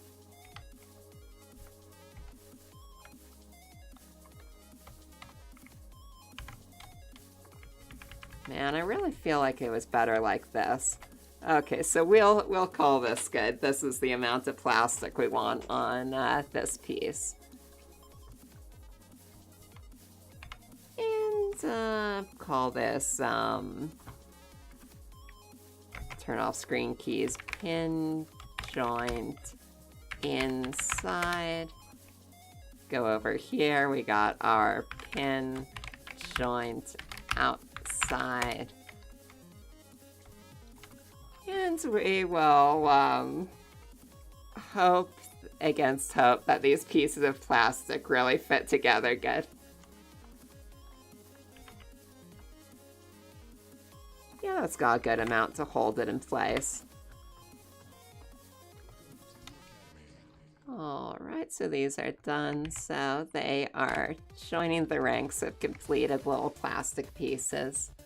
And,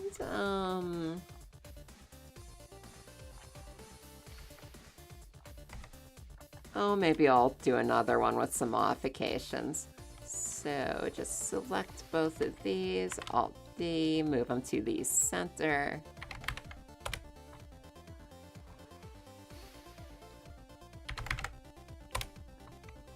Alright, so now, here's a basic render of the work in progress Steam cube. Awesome. Let me just pull that up.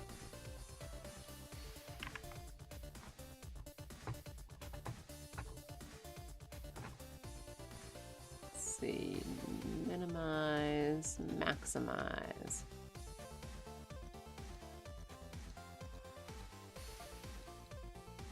I work with too many windows. Pull this over.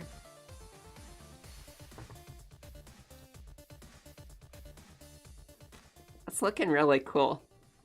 Wait, what? Get that into the stream. How do you make the gears on that one? Like, I don't know, were you just kind of going around doing all the teeth or extruding a bunch of faces at once? I'd love to see that animated too, with all those gears meshing together.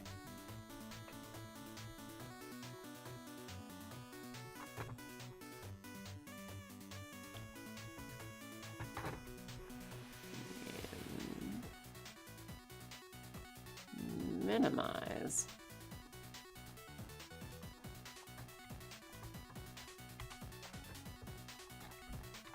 Right, so what I am doing is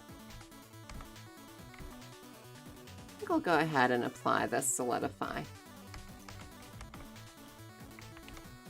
Put a mirror on this one.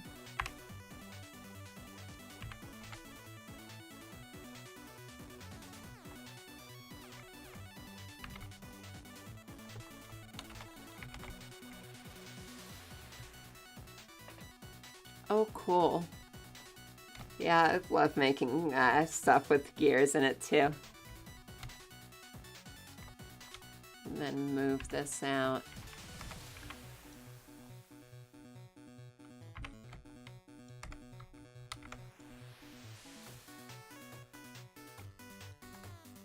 Making mechanical stuff's really fun because you know, you can really start thinking about how everything fits together and how all these different machines are you know, actually working and in your fictional world. Like, you know, with a lot of things, you can just kind of get the shape and that's it. Like you just throw together a bunch of geometry and that's your spaceship. But if you're really exposing the parts and working through like how everything fits together, it gets some really interesting designs going. So steampunk's fun for that because you got all these exposed parts moving around. So then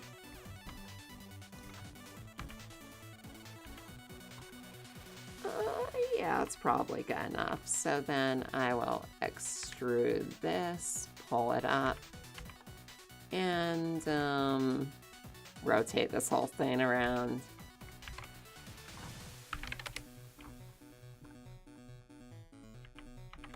Is that what I wanted? I don't remember.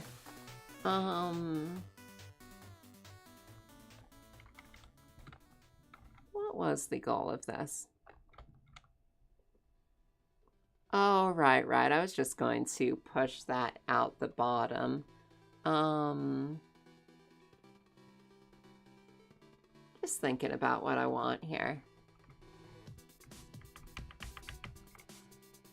So if I do something more like this, then that keeps it from sliding out of the joints on the sides, and that's pretty good.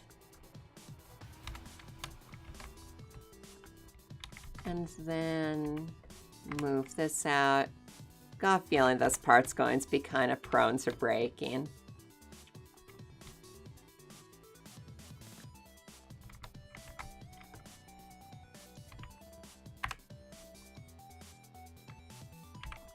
So really I could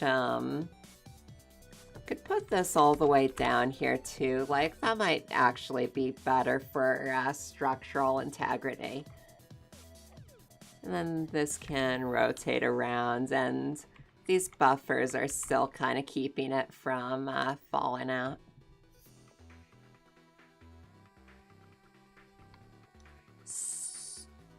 Oh, now I remember. So this actually can't rotate without these parts. So, it's probably are going to be pointing, I think this whole thing's going to be rotated around. And then this is going to be rotated around. Not like that.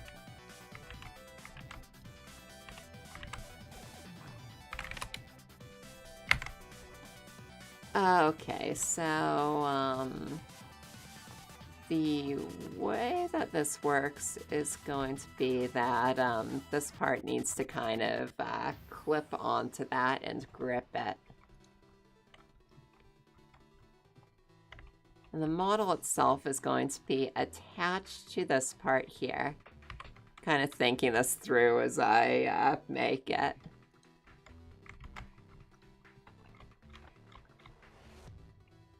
So I think these rims might be the wrong approach here.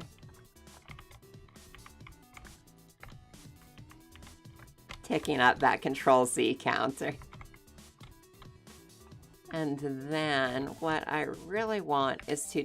Whoa, not like that.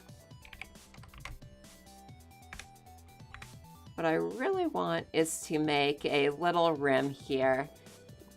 Extrude over here. And make it thicker because it's prone to breaking. So what that is going to do is, my joint is on this piece here. It clips into this, and this hooks onto the other part. Thinking about making a project which only has part.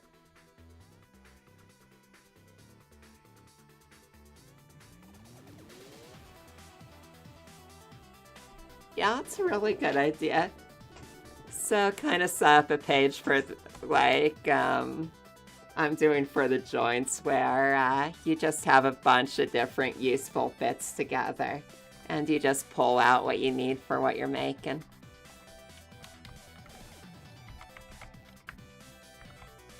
And so then this can rotate like this.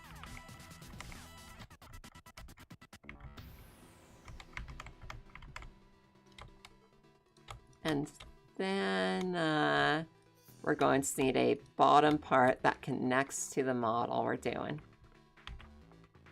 So delete all of these faces.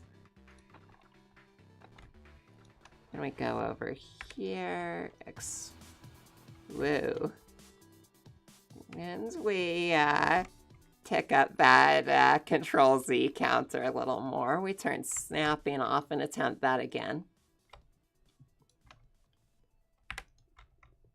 And extrude these out, fill it all in.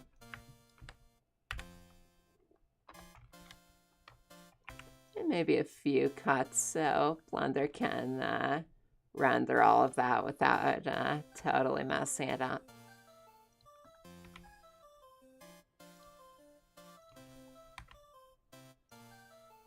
Probably could have just used the fill tool to get that in. Don't need to cut all of these manually. Okay, good enough. So now, what is going on here? So we got this part, we got this part. Have another look at the minimum thickness, and that's looking pretty nice. So now we have this piece that can rotate like all the way here, all the way here. And I think this guard is going to need to be larger. So for instance, suppose I want to rotate it here. We're doing like 90. And for this guard piece, I'm going to do the same thing where I bring up the sides of that. And, you know, really get it so these can get a good range of motion.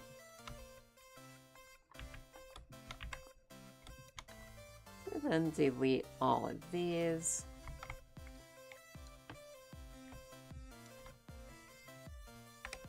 Extrude these, move them up, snap them in place.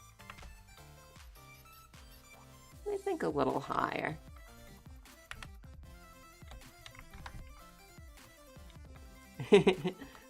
Welcome back, Blender Tommy. So I'm still just making little joints here. Getting it all set up so we can get another piece of this in. And I think I'll just delete all of these. Maybe we can actually use face mode fill. That's perfect. So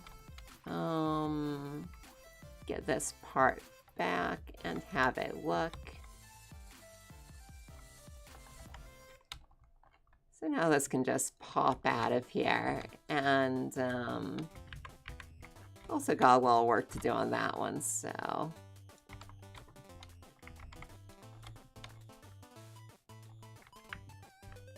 Oh, no, it's actually not so bad how it is, but let's just select all of these.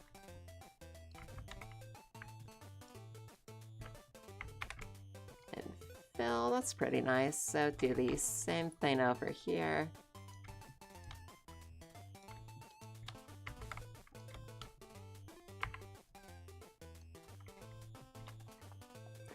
So this joint that we're making now,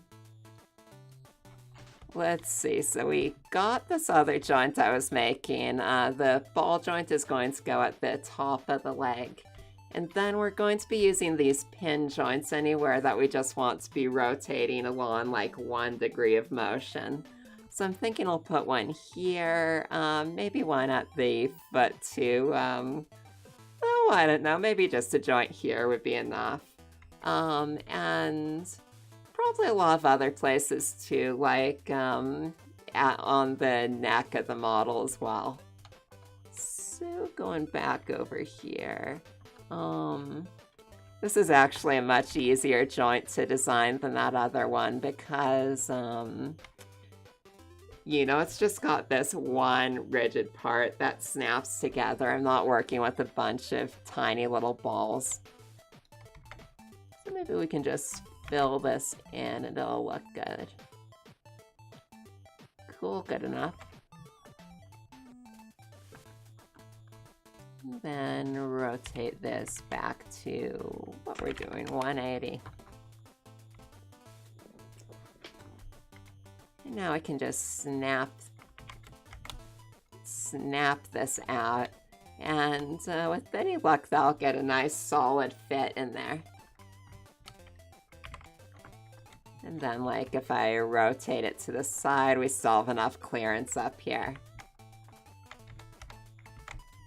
And the final thing I'll be doing for this little joint is, where is our min thickness? We'll move this up here. And a lot of times I like to do, for these, well, not that. For these structural parts, I like to go a bit beyond the minimum thickness. Because, you know, they'll print at this thickness.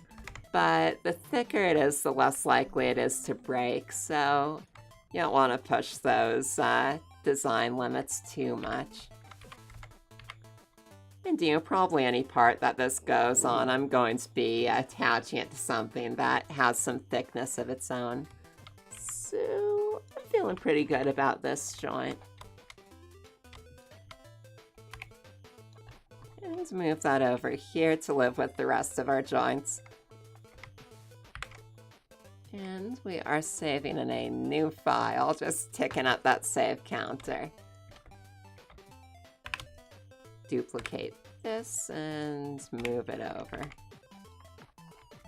So now, which part do I want on the top or bottom? I don't feel like it really matters too much, but probably just depends on which side I want to be a little thicker than the other. So it turns out I made something that's going to be adding a whole lot of thickness to the legs. So I am just naming these terribly, but we'll figure it out.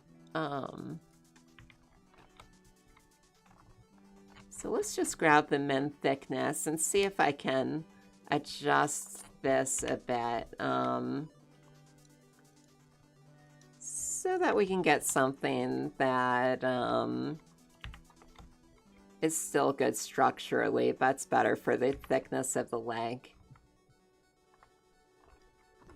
Zooming in on this. And let's see, so we can get away with a much thinner part here. I still want to do maybe double min thickness, so that we're not pushing it too hard. I gotta go ahead and apply the mirror modifier on this part. Dissolve this. Did I dissolve that? Yeah, it's good. Dissolve this edge. And let's see if we can snap these together. So many joints. Are you... Yeah, I wish. You know, I'm really hoping that these actually work once they're made in plastic. I feel like I've gotten pretty good at kind of predicting how this stuff is going to work out when it's printed, but you still get some nasty surprises with this. Oh, turn off snapping. Always turn off snapping. Let's see, so, no, I said I wanted to avoid really pushing that min thickness, but I think, we can go a little thinner with that.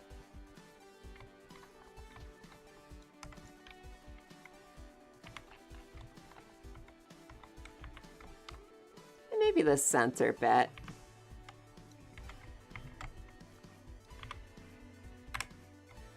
Yeah, it's really fun how different it is working with things where you know it's actually going to be a physical object, where it's not just about how it looks, but also about how structurally sound it is. Like a lot of times when I'm making models that are just for looking at it, I'm still kind of thinking about how it would behave as a physical object. 20 minutes looking for a folder. Man, that sounds frustrating.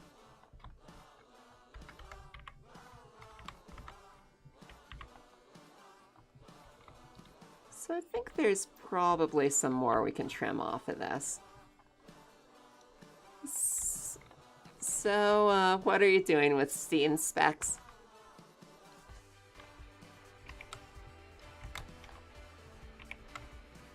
Yeah, I really feel like I made this joint way bigger than it needs to be. So,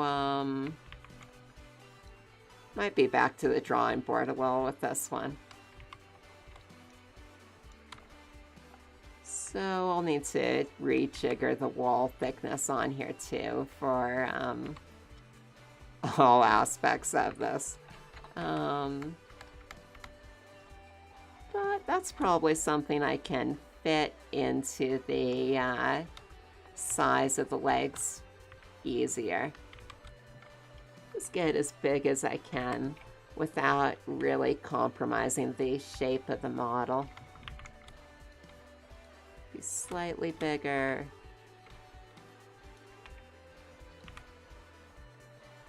Yeah, that's pretty good. From my substance painter. Oh, cool.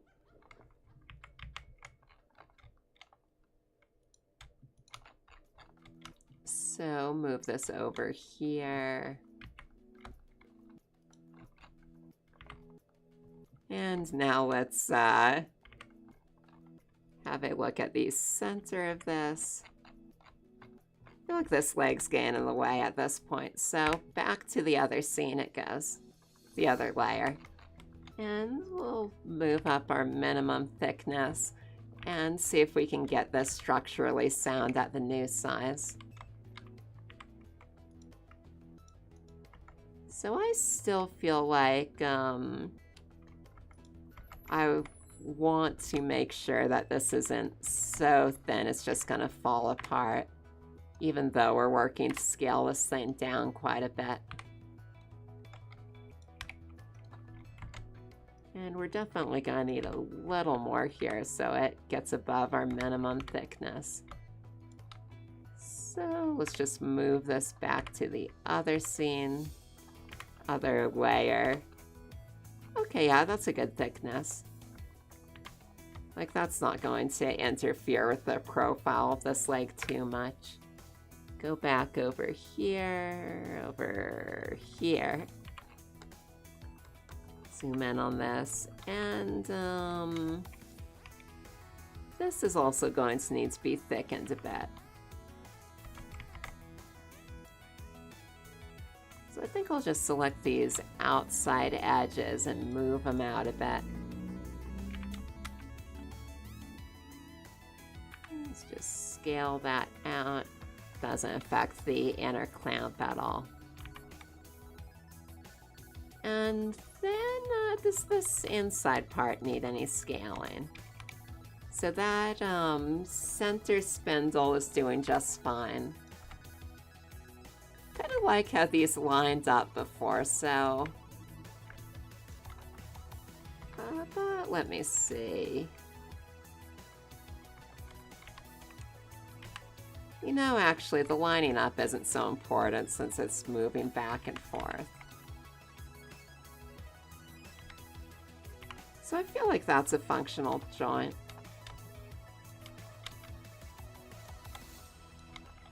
Let's go ahead and make another copy here. Like now, when we have another part we're making, we have a few different ones we can choose between for this. So take one more look at this one.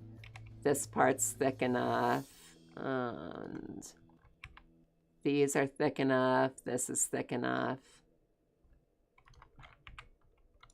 And this can swing forward. So I think we're pretty good here. File. Taking up that save counter. And move this over to our main scene. Don't know why I keep calling those scenes. We're moving it to our main layer.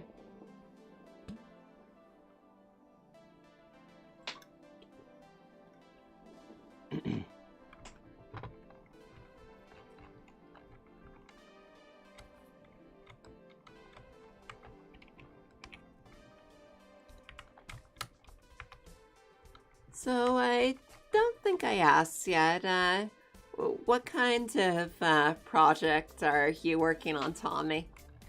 You got something that you've been picking away at?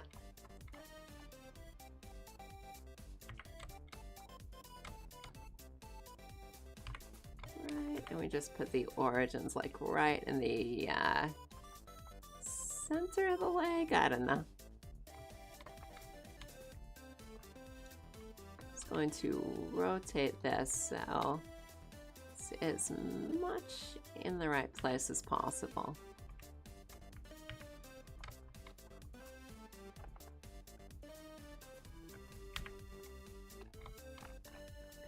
So I think I want to set this up so it can crouch. So don't know, just thinking about how that would work with this. Rotate this around here, 180. So really I'd like these joints to be set up in this configuration. And that way, like the legs can go all the way here. So that's going to be good for crouching, good for extending the legs more. Really, that'd be nice if we did one more joint over here. I'm rendering some images. Oh, cool. So, what are you rendering images of? And again, we got this question of, do I want this big part on the top or the bottom? And it's really just a matter of style, I think.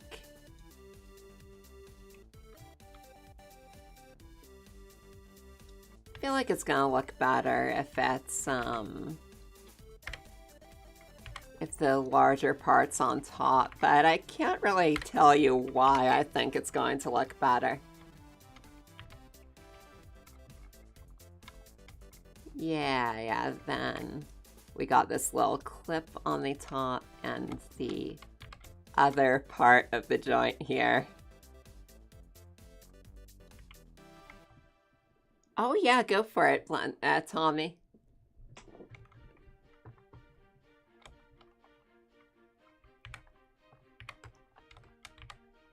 And, okay, then we have the clip up here and the bigger piece here. We use very technical terms on the Blender Robot Manufactory. And then slide that over a bit. And I'm going to need to line this foot up more anyway. Really want this straight underneath the leg because these crazy pistons I told you about that are going to be haunting my nightmares are going to need this to be really well lined up. So yeah, I think that can stay inside of the leg pretty well. So I'm going to just delete a bunch of stuff in here to make some room for all that.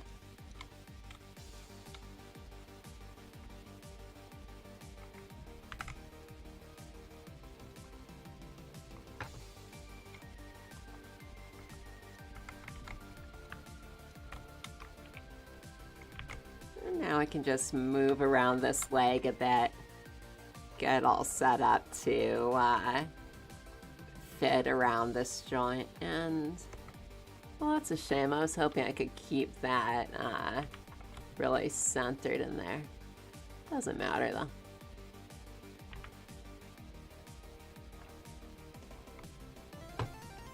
Oh, awesome. I want to pull this up.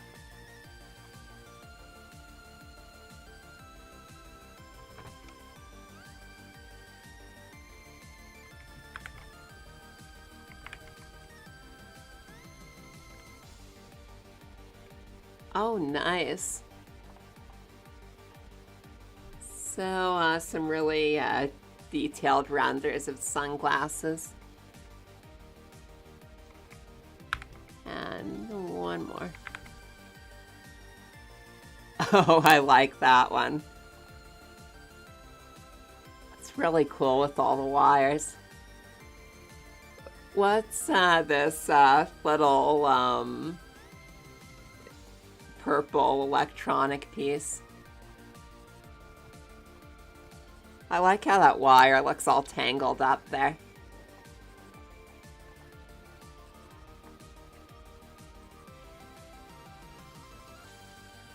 And we also have our Shapeways plastic material.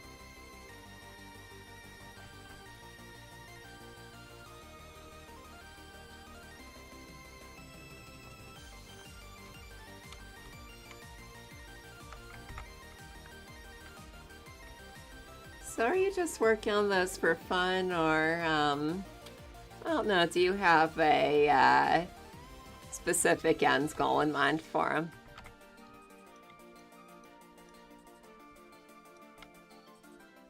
Oh, it's a tattoo gun. Let me have another look at that. That's really cool. Really love all those little electronic bits in there.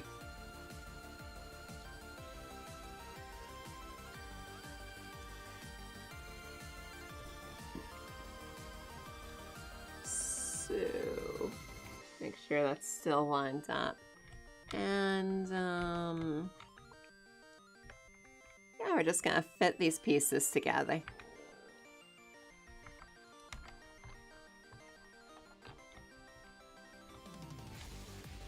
Oh, I see. That's a great idea.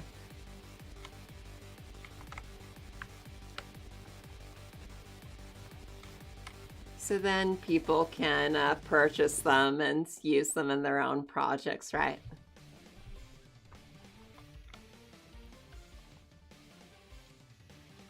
Pull this up. I think it's time to actually join these together. And the F-16, cool.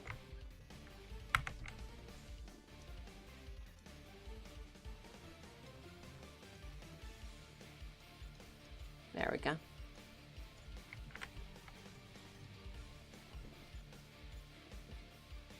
Wow. And you can see how that would take you a really long time. So, is this the one you were telling me about where you lost a bunch of progress on it and really lost it on stream? Man, there's so many details in there. I think you were also telling me that it's got like a monster rig in there with bones going everywhere. That's so cool.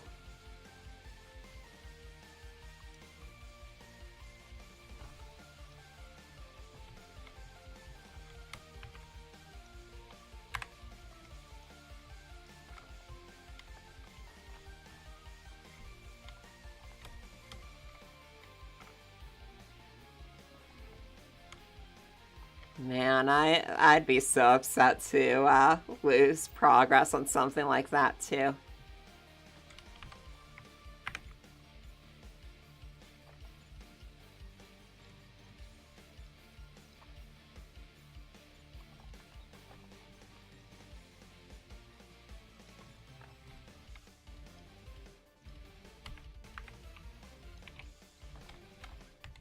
There's not really a reason I'm still using the palette, but just to get this to keep looking like something I create as long as possible.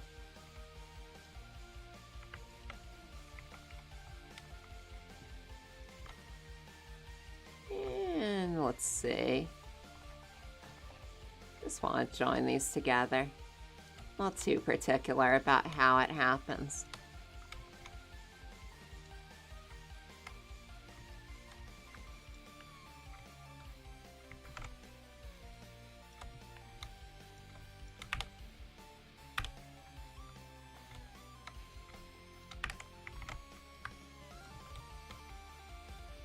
And then fill this in. That's pretty good.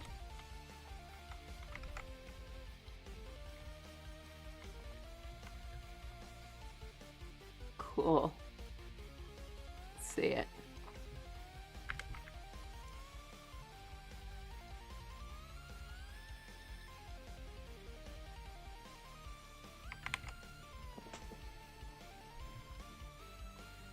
Oh, wow. So is all this modeled inside of the F-16? Man, it'd be really cool playing a flight sim with all those little details rendered in there. Man, that must have taken so much time.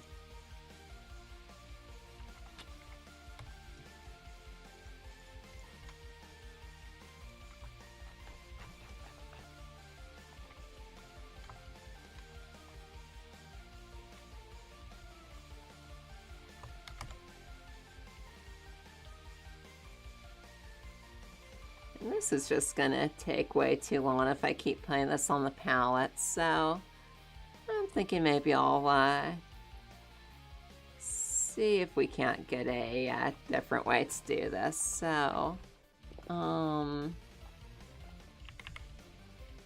just make a material that's about the right color. New. Gotta take the other material off first. Yeah, that would be cool with an EnviroBear interface.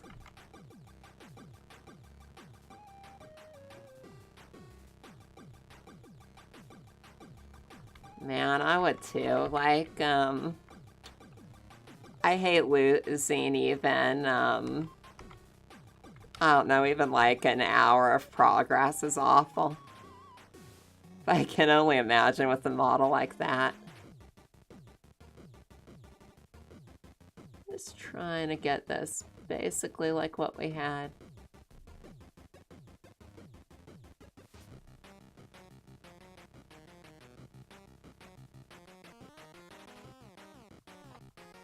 Oh, that's not bad.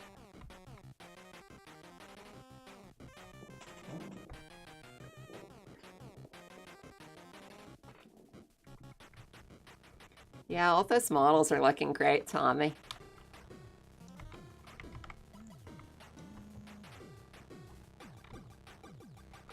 All right, and then this, what do I do here? I connect it to the other piece.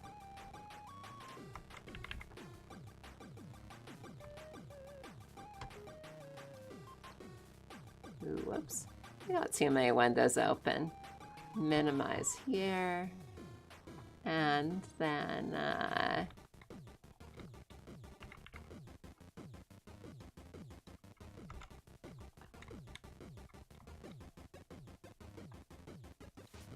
and not that's gonna help us out in the long run, but let's turn on auto smoothing just for fun.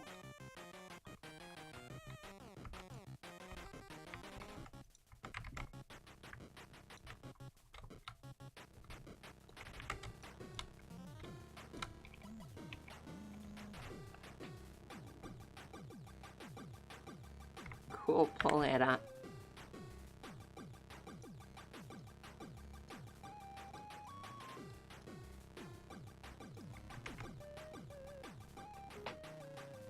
Oh, nice. Is this meant to work together with the other electronic stuff you had? Really good details on this.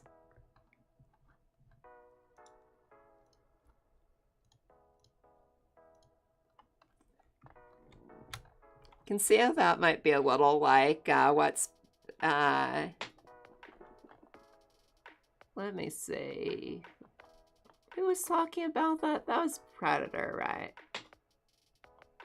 Yeah, Predator was talking about making a sheet of different machine parts. And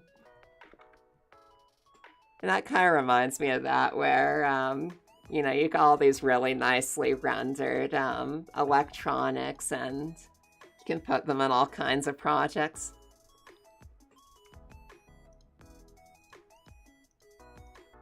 Too many windows. Minimize this.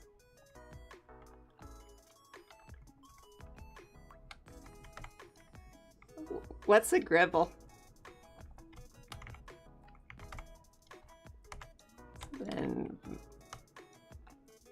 okay, I think it's time this starts being its own object. It's time to grow up, little object. You're ready for the real world now. You're your own objects. Be free. Be free, little object.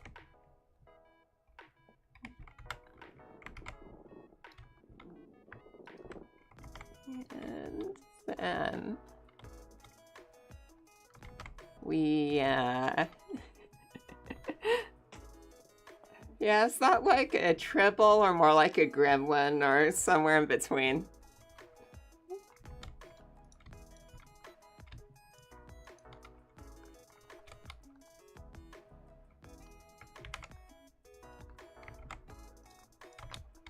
I hope the greebles don't eat plastic. This whole thing's made out of plastic, so we might be in trouble.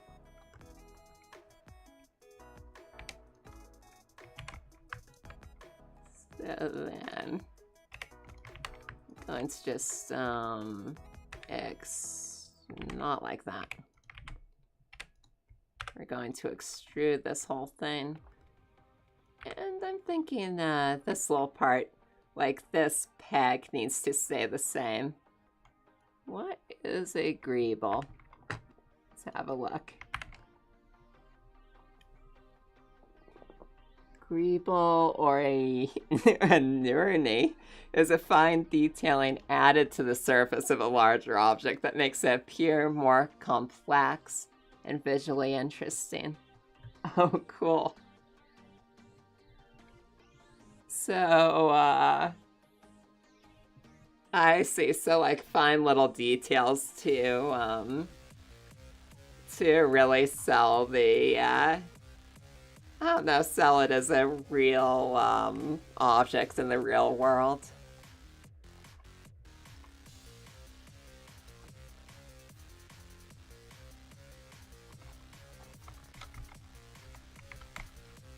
Gonna use that word all the time now. Just add some greebles to it.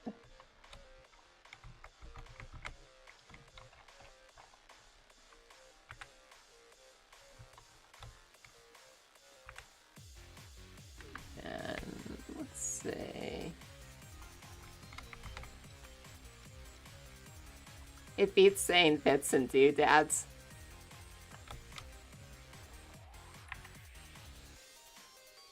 I just want to get all this joined together. So go over here, pull this up. Maybe we can do something where we loop cut this, fill, and select all this stuff. And can I just dissolve the edge? Does that work? That doesn't work too bad.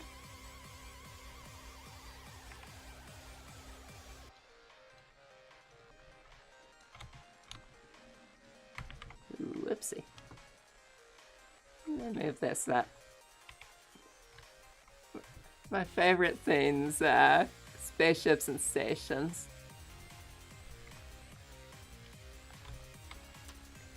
Yeah, you can add greebles to everything, can't you?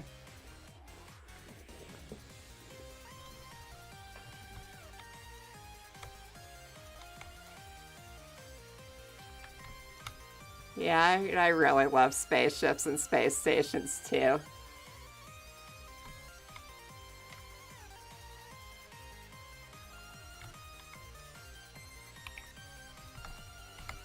Like,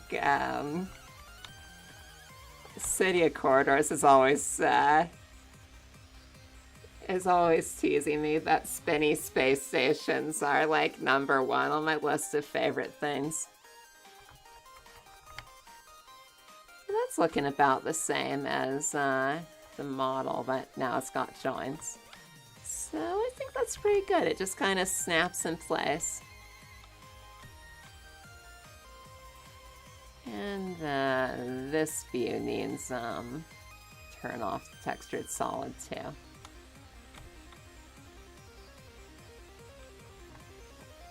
So move this down. What's she building in there?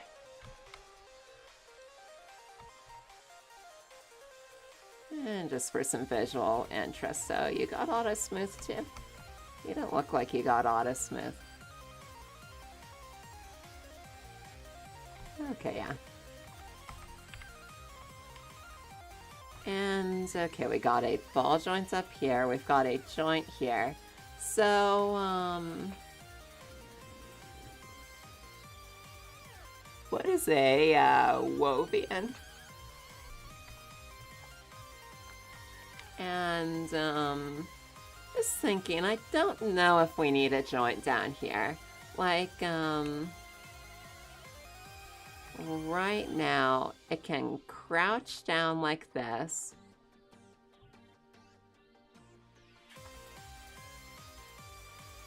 And And that looks like it's fitting in there okay. And then this moves down like that. And then, oh, Doctor Who. Then it can stand up like this.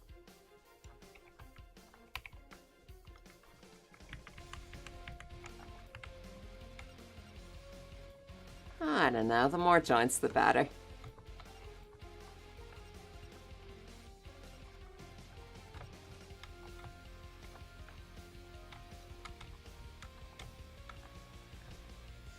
Yeah, I've watched some Doctor Who, though, you know, probably not as much as a lot of people. I really like the Weeping Angels episode. Mostly just followed the run with the one doctor. I forget what his name was.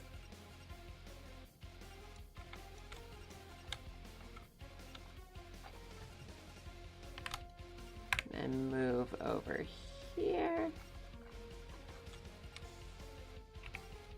And yeah, why not? We already modeled our joints, why not use them?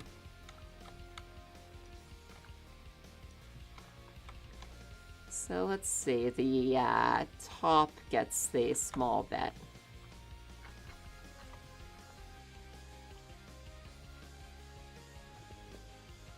And then we go in here.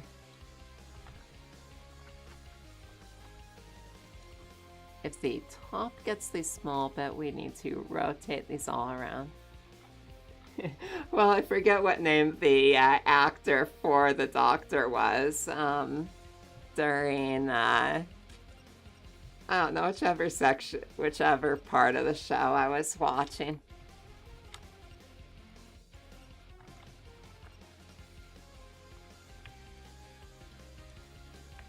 Move this over here.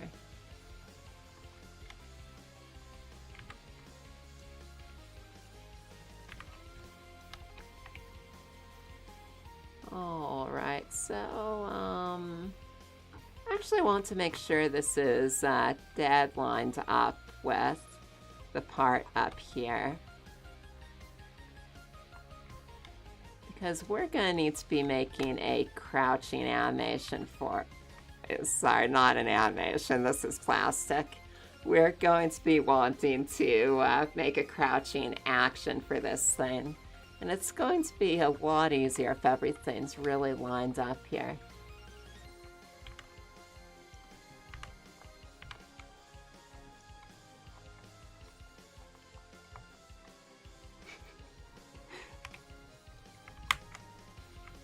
I really wish I could animate plastic. I don't know how I'd get started with that though. I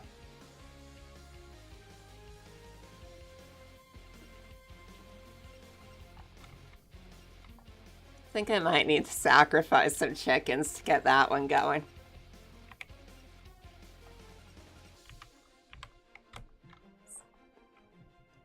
But not a real fan. I'm more of a steampunk, cyberpunk horror fan. Yeah, let me see. I'd say that, my favorite, sci-fi shows, definitely The Expanse. You know, I really, love what it's doing with hard science fiction. Like, it's doing stuff you almost never see in TV shows and movies. I talk about The Expanse a lot on this channel.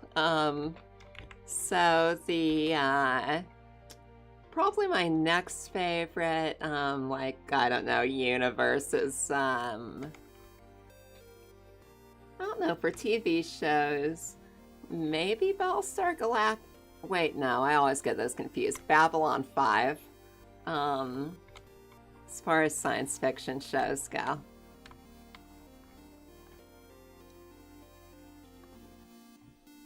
Just watched Yeah, Stranger Things is a great show. When that came out, I just binge watched it so hard.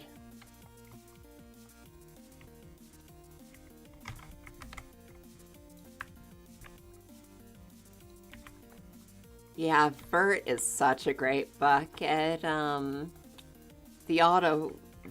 audio book of it is also fantastic.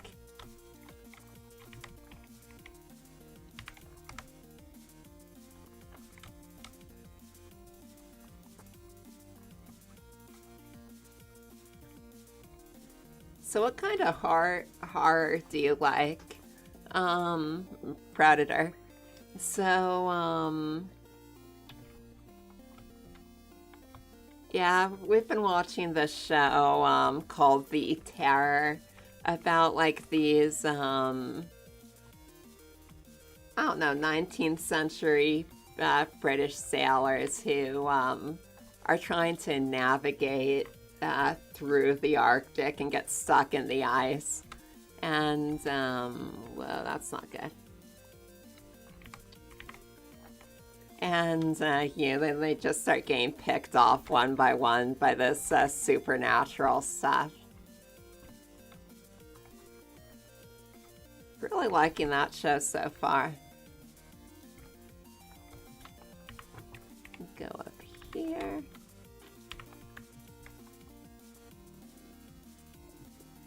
Oh, cool. Are those authors or I don't know, movies?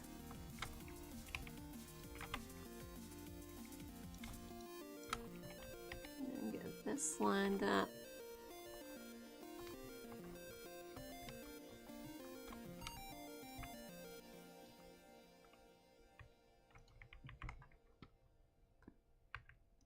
Oh, Stephen King, yeah.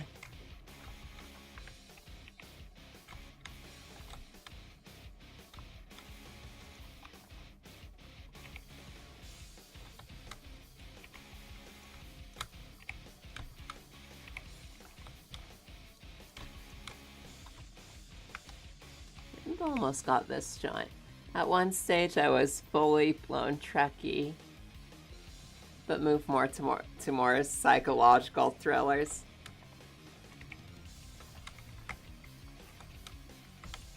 Yeah, I'm still super nostalgic about Next Generation.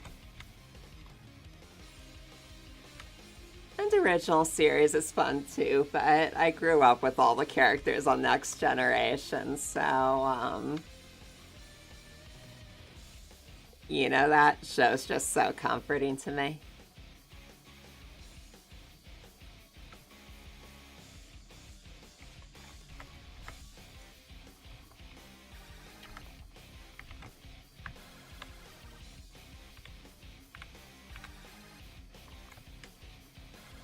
The movie Misery is based off of a Stephen King novel, isn't it? Just watched that one pretty recently.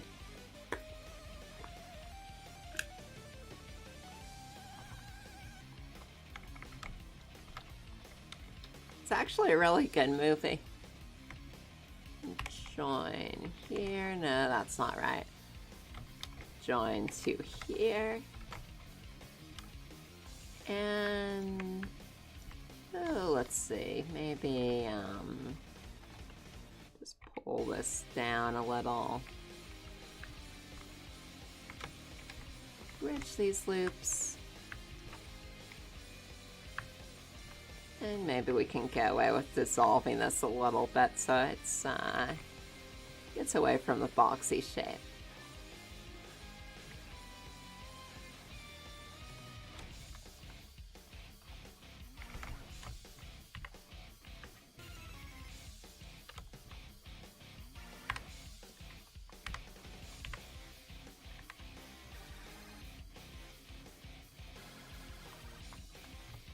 And then select all of this.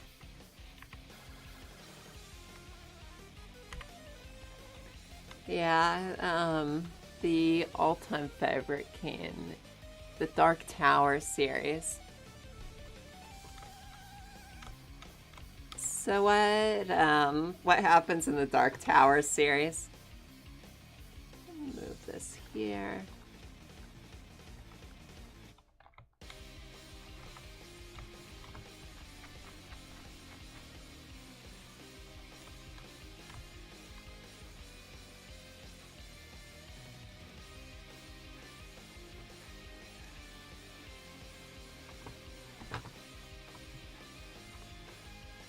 Really zoom in on this so people can see it in the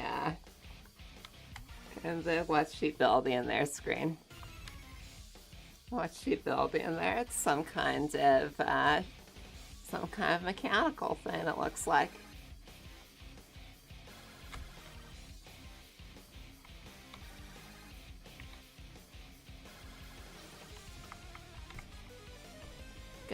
Go. Well, have a good day, Specs. Thank you so much for spending some time here. Really been enjoying talking to you. More like Western fantasy. That sounds really, really fun. Have a good day. And need some little more geometry here.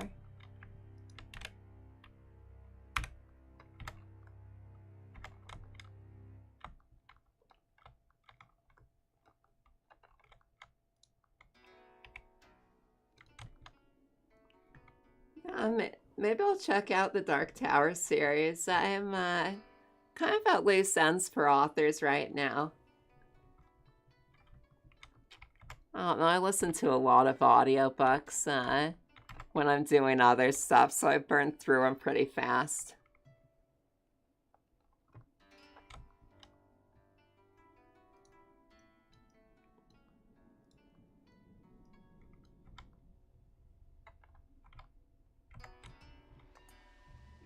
Must go to...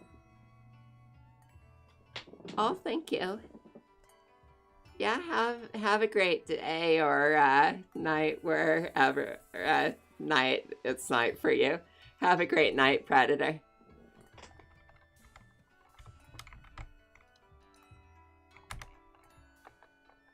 And let's see. This should be a separate object from the other one now. Selecting all of this.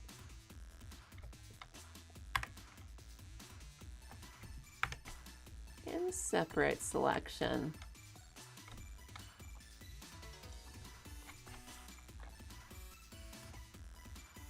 Alright, and that's looking pretty good. Wonder if this has the auto smooth on. Yeah, it does.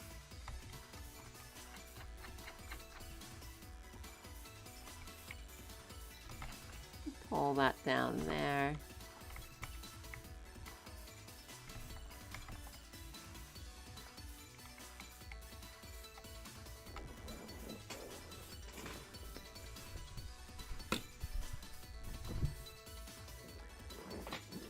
Yeah, this is going surprisingly well. I can't really predict how the 3D print is going to turn out before I do it. But I've got pretty good hopes that this thing is actually going to snap together and not be a total mess.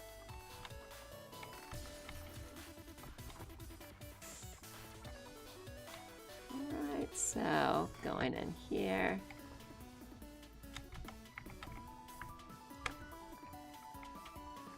Move this up.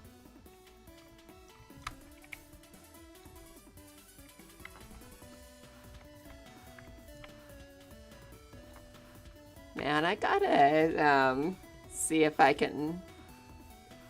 Yeah, I'll be interested to see the print too. I'm really hoping I'm not going to have to print a whole bunch of versions of this to fix little details. But I probably won't. I really need to see if I can dig out a picture of the Bonnie model I made. That thing was crazy.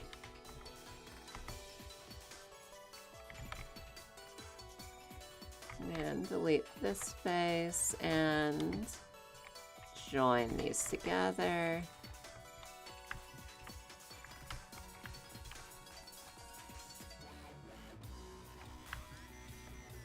And just fill this in. Whoa, that is not good. Okay, maybe fill that in manually. Bridge edge loops, I guess.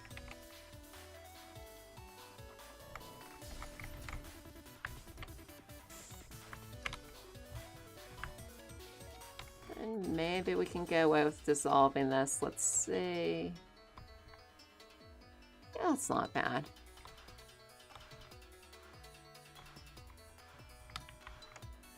Yeah, I don't know. Maybe I'll leave it like that. Try to keep as much of the geometry of the original model as I can.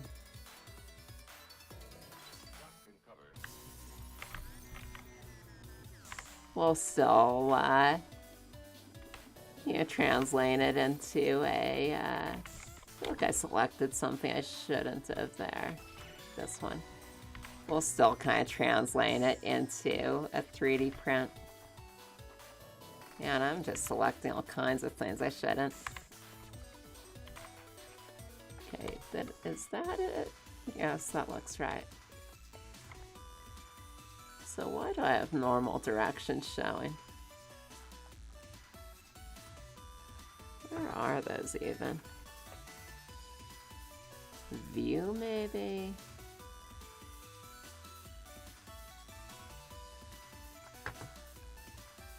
That stuff was under display.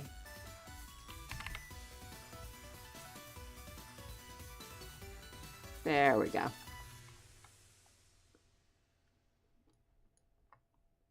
And let's see, so just moving out this, trying to get the geometry right.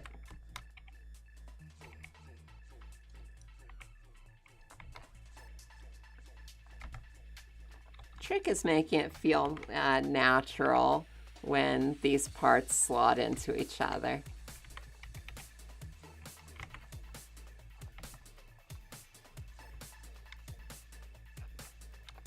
You know, I don't want it to be too jarring when, like, this piece comes together with the other piece. And let's see, so that's not so bad.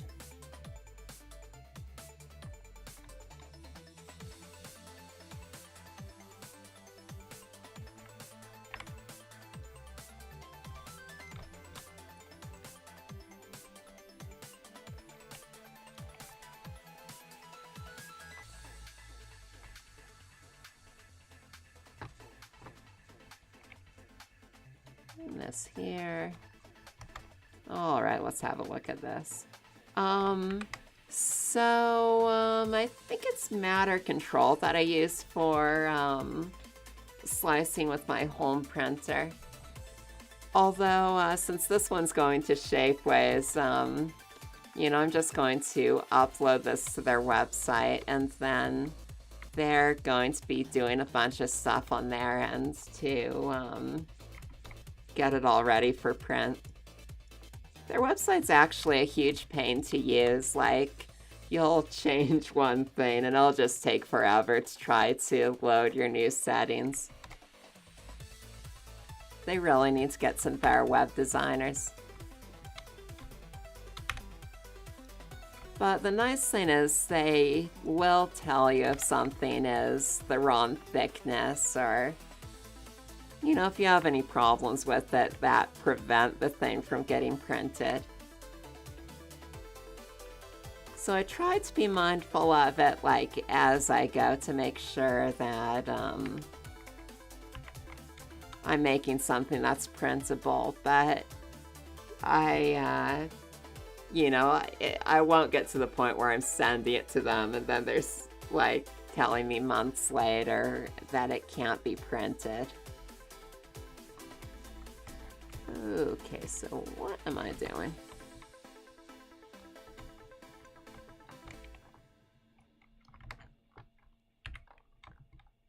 Okay, so that's looking pretty nice. They're all slotting together well.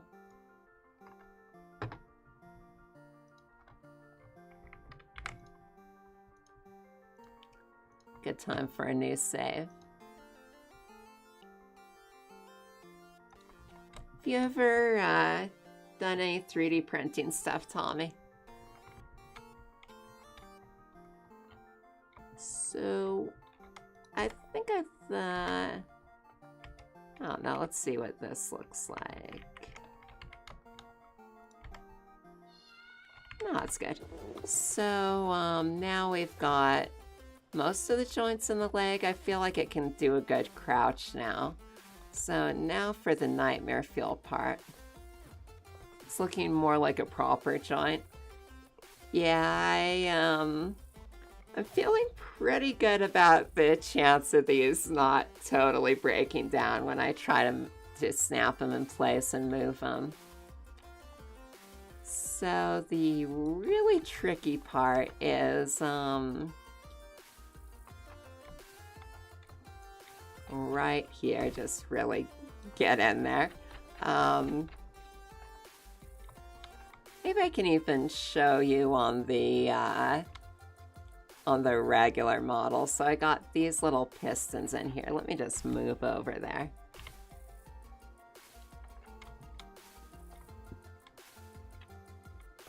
Oh yeah, it's expensive.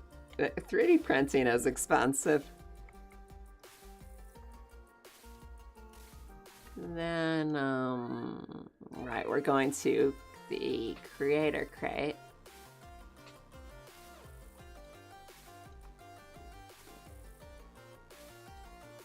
Assets, characters, creator crate.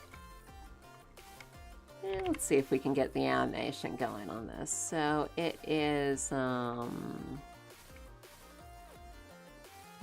right. And I made this before I realized there was a better shading option.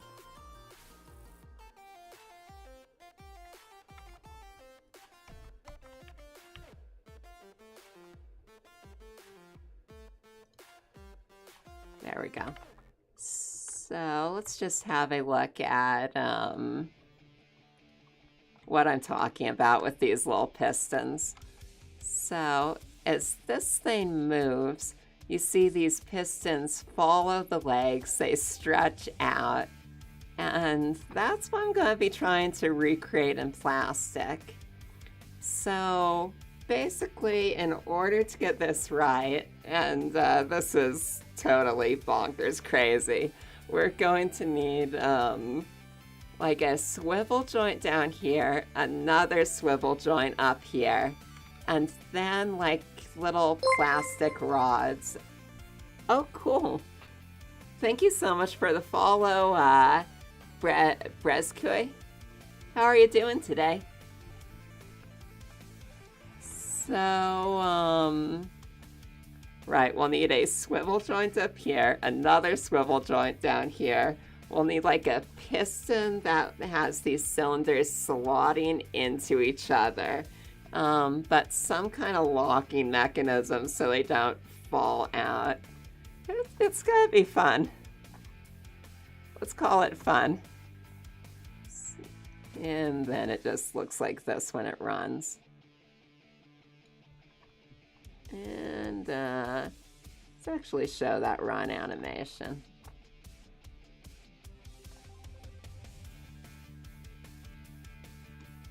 So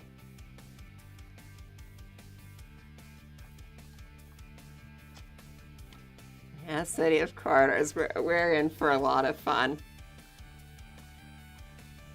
So what do I do first? I get a joint.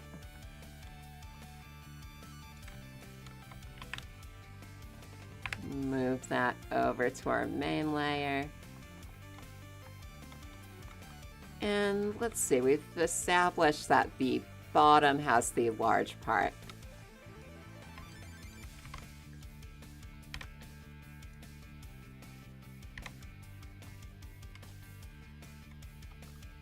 Since I'm doing that everywhere, I'm just going to change this one as well. Then we save like crazy.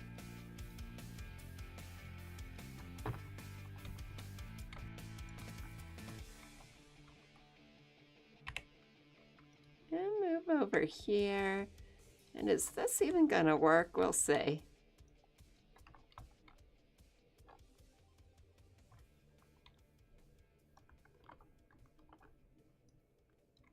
So the issue is, these joints are kind of large. I'm thinking, I'll probably make it so the small part of these is in the center here. Maybe we can embed this a little bit. So, zooming in on here. Like, I can probably move these so that's more like this. Get not sticking out more than it needs to, like that maybe. So then we're going to need another joint over here. Yeah, Dwarf Fortress losing is fun. So in all the documents, whenever they're talking about your dwarves dying horribly in some accident, they always say this is when the fun starts to happen. Okay, so it's gonna be something like that. I can embed this more. This joint's really a little larger than I'd like it to be.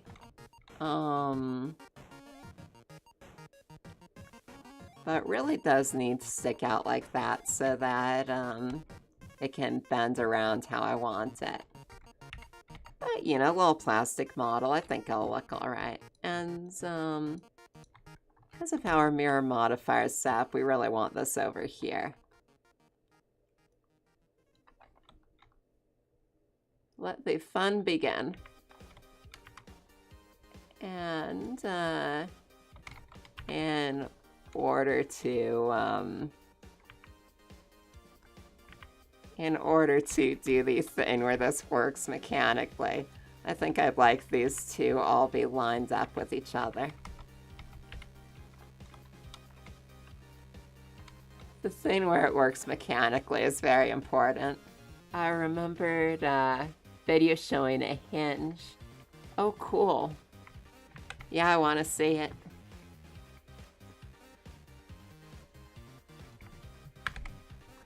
Also, don't be sorry for distracting me. I don't know, I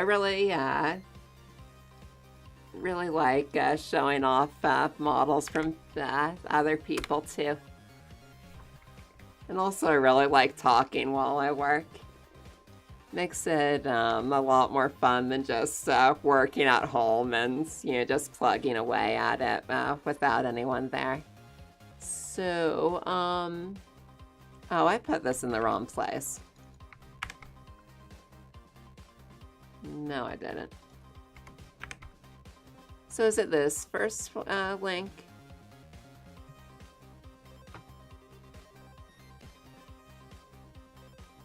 Oh, wow.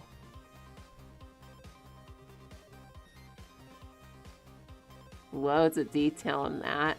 So that's the F-16 landing gear, right? Wow.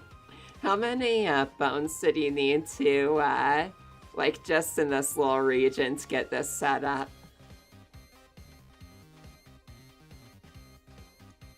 And minimize. And, let's have a look at the, other thing.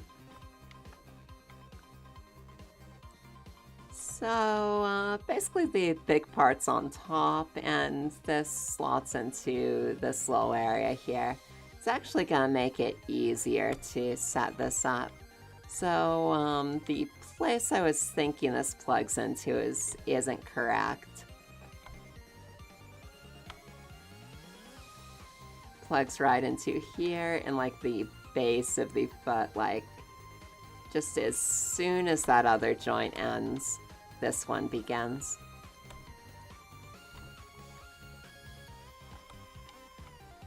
So that's going to buy us a little more room for getting this thing really set up properly. So since it's large on top and small on bottom, maybe we can emphasize that if I turn this around. Maybe even embed this clip a little. That gives us some more room for working. Notice the middle part. Oh, I bet it was a nightmare. The rig was one I lost. Oh, wow.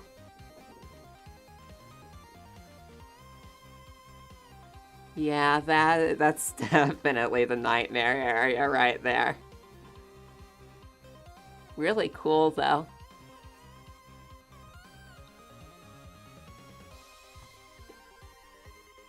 Yeah, just looking at how that action works.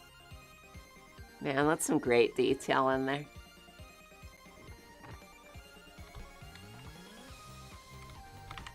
So now, I think this might work better than I was thinking. So I just need this to be as flush with this as I can. Just kind of move the snap in there.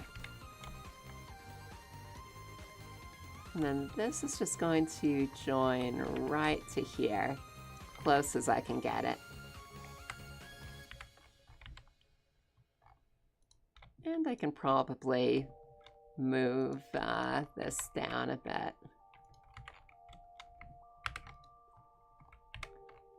Man, yeah, those detailed mechanical motions are really love modeling those.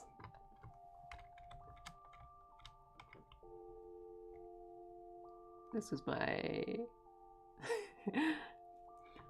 Man, yeah, that sucks losing all that. So...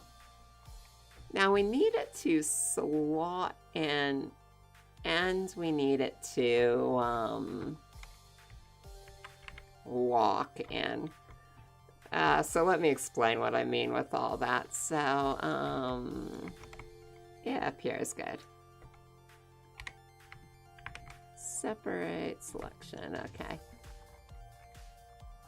So, is this the piece? This is probably the piece. Yeah, so we got this little piston. It needs to go into here, which isn't hard. But that needs to lock into place. So, it needs to do that with this section connected to it. So at least this is only rotating in one dimension, so we got that going for us. Probably like a cylinder slotting into another cylinder, but then it twists somehow. Yeah, that's probably it. So, still thinking about this. So one cylinder slots into another. There's a piece on the end. You twist it, that locks into place, and that's going to compromise the structural integrity a little. I don't know, I might just have to play around with this, see what I can come up with. Save like crazy. Just move all this stuff over here. And let's just get a cylinder and start messing with what we can do here. So, where are you, cylinder? Go to the center.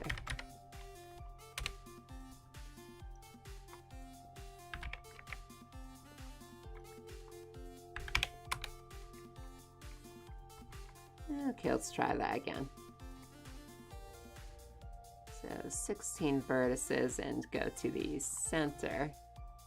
Wouldn't the bottom part track the top bit? Right, so let's have a look at this.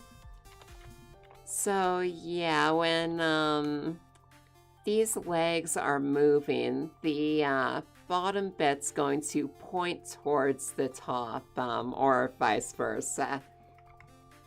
You know, these two are going to stay lined up. But if the leg extends too much, like it does this, I don't want those popping out of each other entirely. So,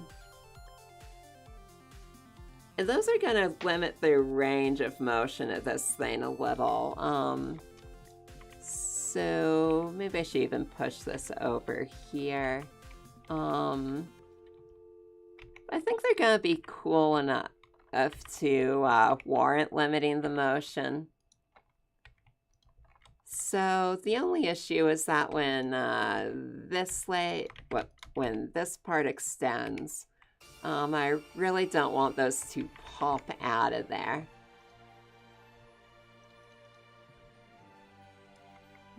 Minimize. So going back to our cylinders, that would need... So, that is how I make the bone constraints. Talking about this is actually helping me think about it. So, open recent.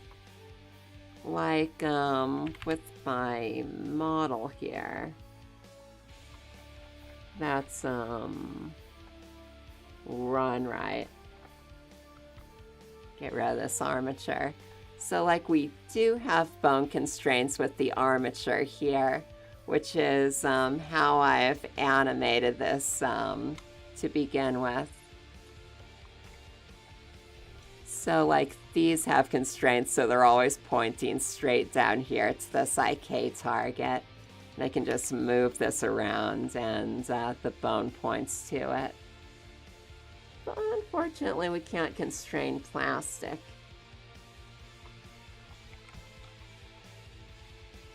So, let's see what we can work up here. So moving this up here. Ooh, whoopsie.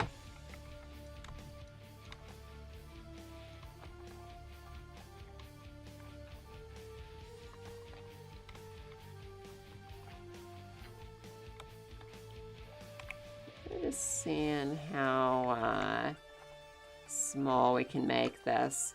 So, it's about this height total when they're all the way collapsed, maybe even a little less. Where's our min thickness? So we're going to need sides of this that are at the min thickness.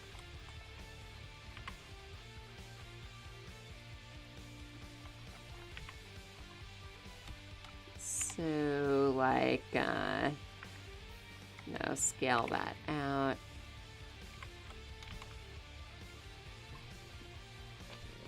So that cylinder's gonna need to be pretty thick to get our min thickness in there. Actually fits pretty well with it. Something for your mind, your body, and your soul. Is that my music player? I told it not to do vocal tracks. Okay, gain everything back up. Denne filmen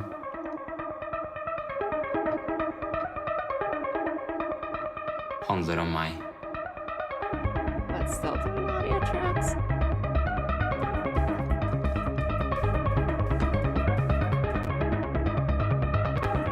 Jeg er ung. Jeg er talentfull.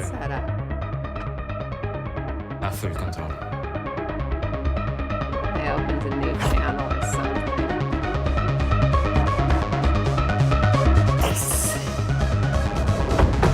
Oh. No? Ja, Jeg drar på jobb nå. ok. Yeah, what's going on with this? My music player's totally closed.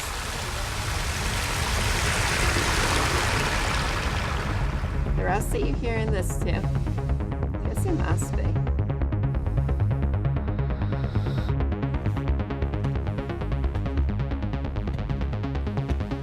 Oh, wow. There we go. Yeah, one of those windows I had open. Okay, that's better. Thought I was going crazy there.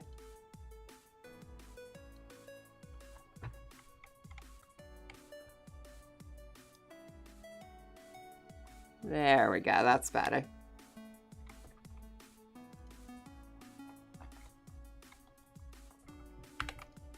So, going back to this little piece. That can definitely slot in there.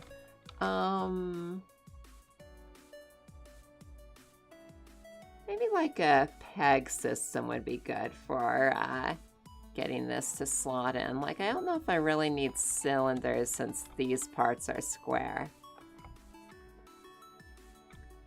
Sure, it'd be nice if it could slot in going the other direction.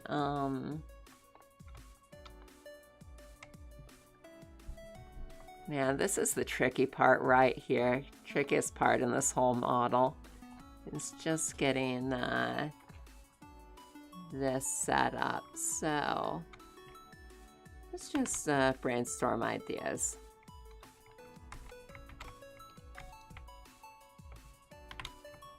Separate. Extrude. Scale that out. And use some different materials to show this off. Show off what's happening with this crazy thing.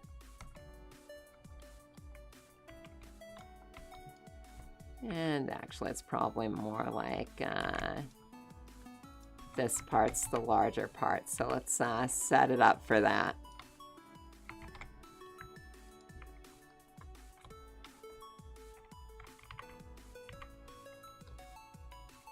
Oh, have a good day, Tommy. Thank you so much for the host, too. So, let's see, just gonna scale this in.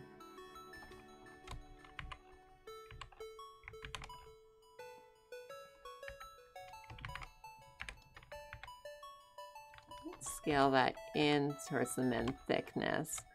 And I'm just going to see how I can set this up. Get rid of this.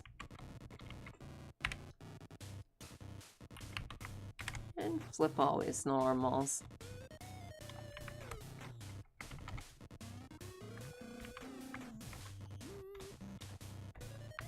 You too.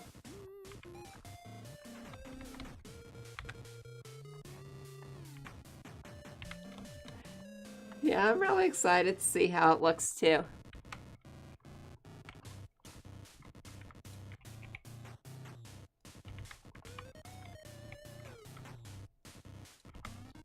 So just scale this in.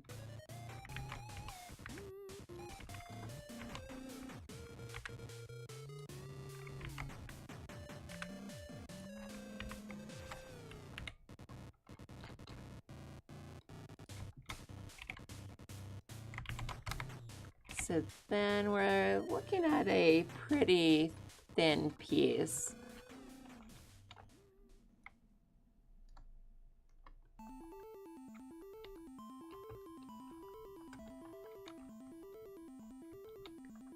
So then like something slots into here.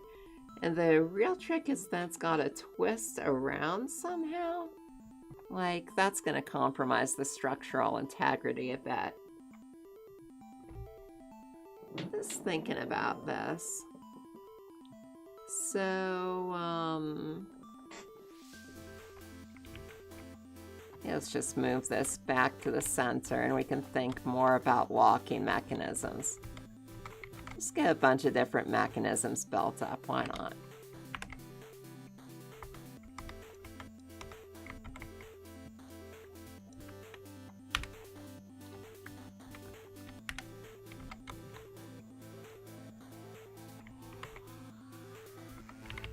flip these normals and go over here. Push that out. So this is the first type of mechanism we can make. So the way we lock that in place is, for instance, push this back down, scale this up, maybe skip that detail.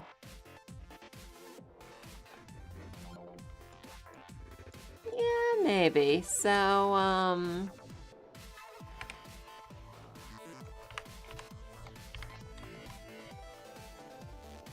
don't know, we'll see. I kind of want it though. So that's the first way we can do this. And like, then we can snap this in the back maybe.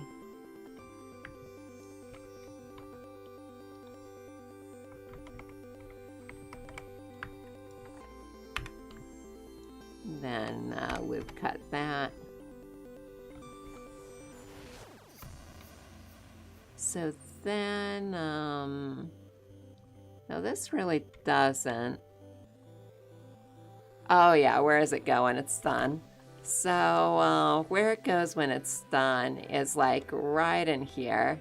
So we got maybe this much extension here. Or I can scale these down a bit. So like we got, let's do somewhere in between.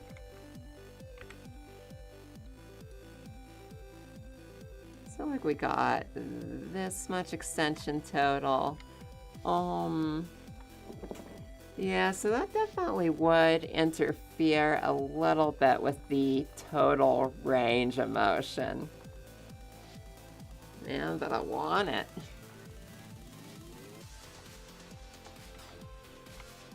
Another option is I could have some kind of extra holder here. Yeah, you do got a good point. So like a fully extended leg is maybe here.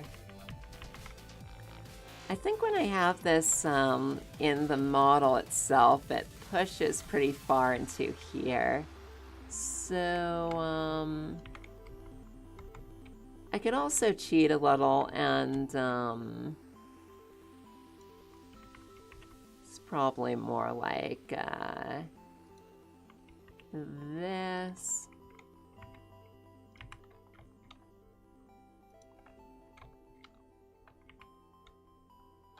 Let me think. So when this goes down, points there.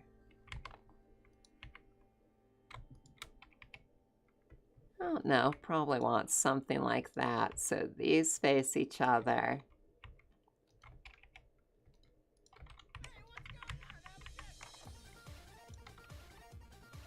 Extend this out.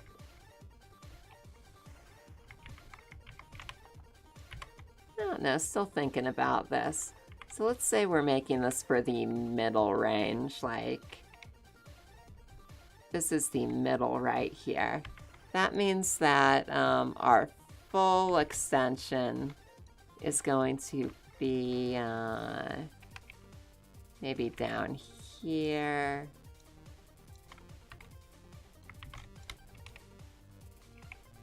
Move it out like that. That's full extension. Our minimum extension is like this. Move it in here, minimum extension.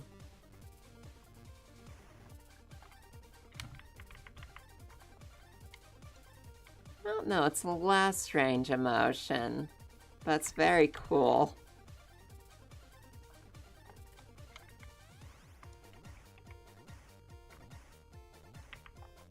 So then we're looking at something a bit like this. And no, then I gotta get it locking into place. But I think we'll save all of that for next time. So, let's see, on the next episode, we'll continue with this project and start, really getting this all set up. So, making a bunch more joints, getting them all to fit together. So, have a great day, everyone out there in MeatSpace, and as always, be the apex predator of your own MeatSpace. And we'll see you real soon.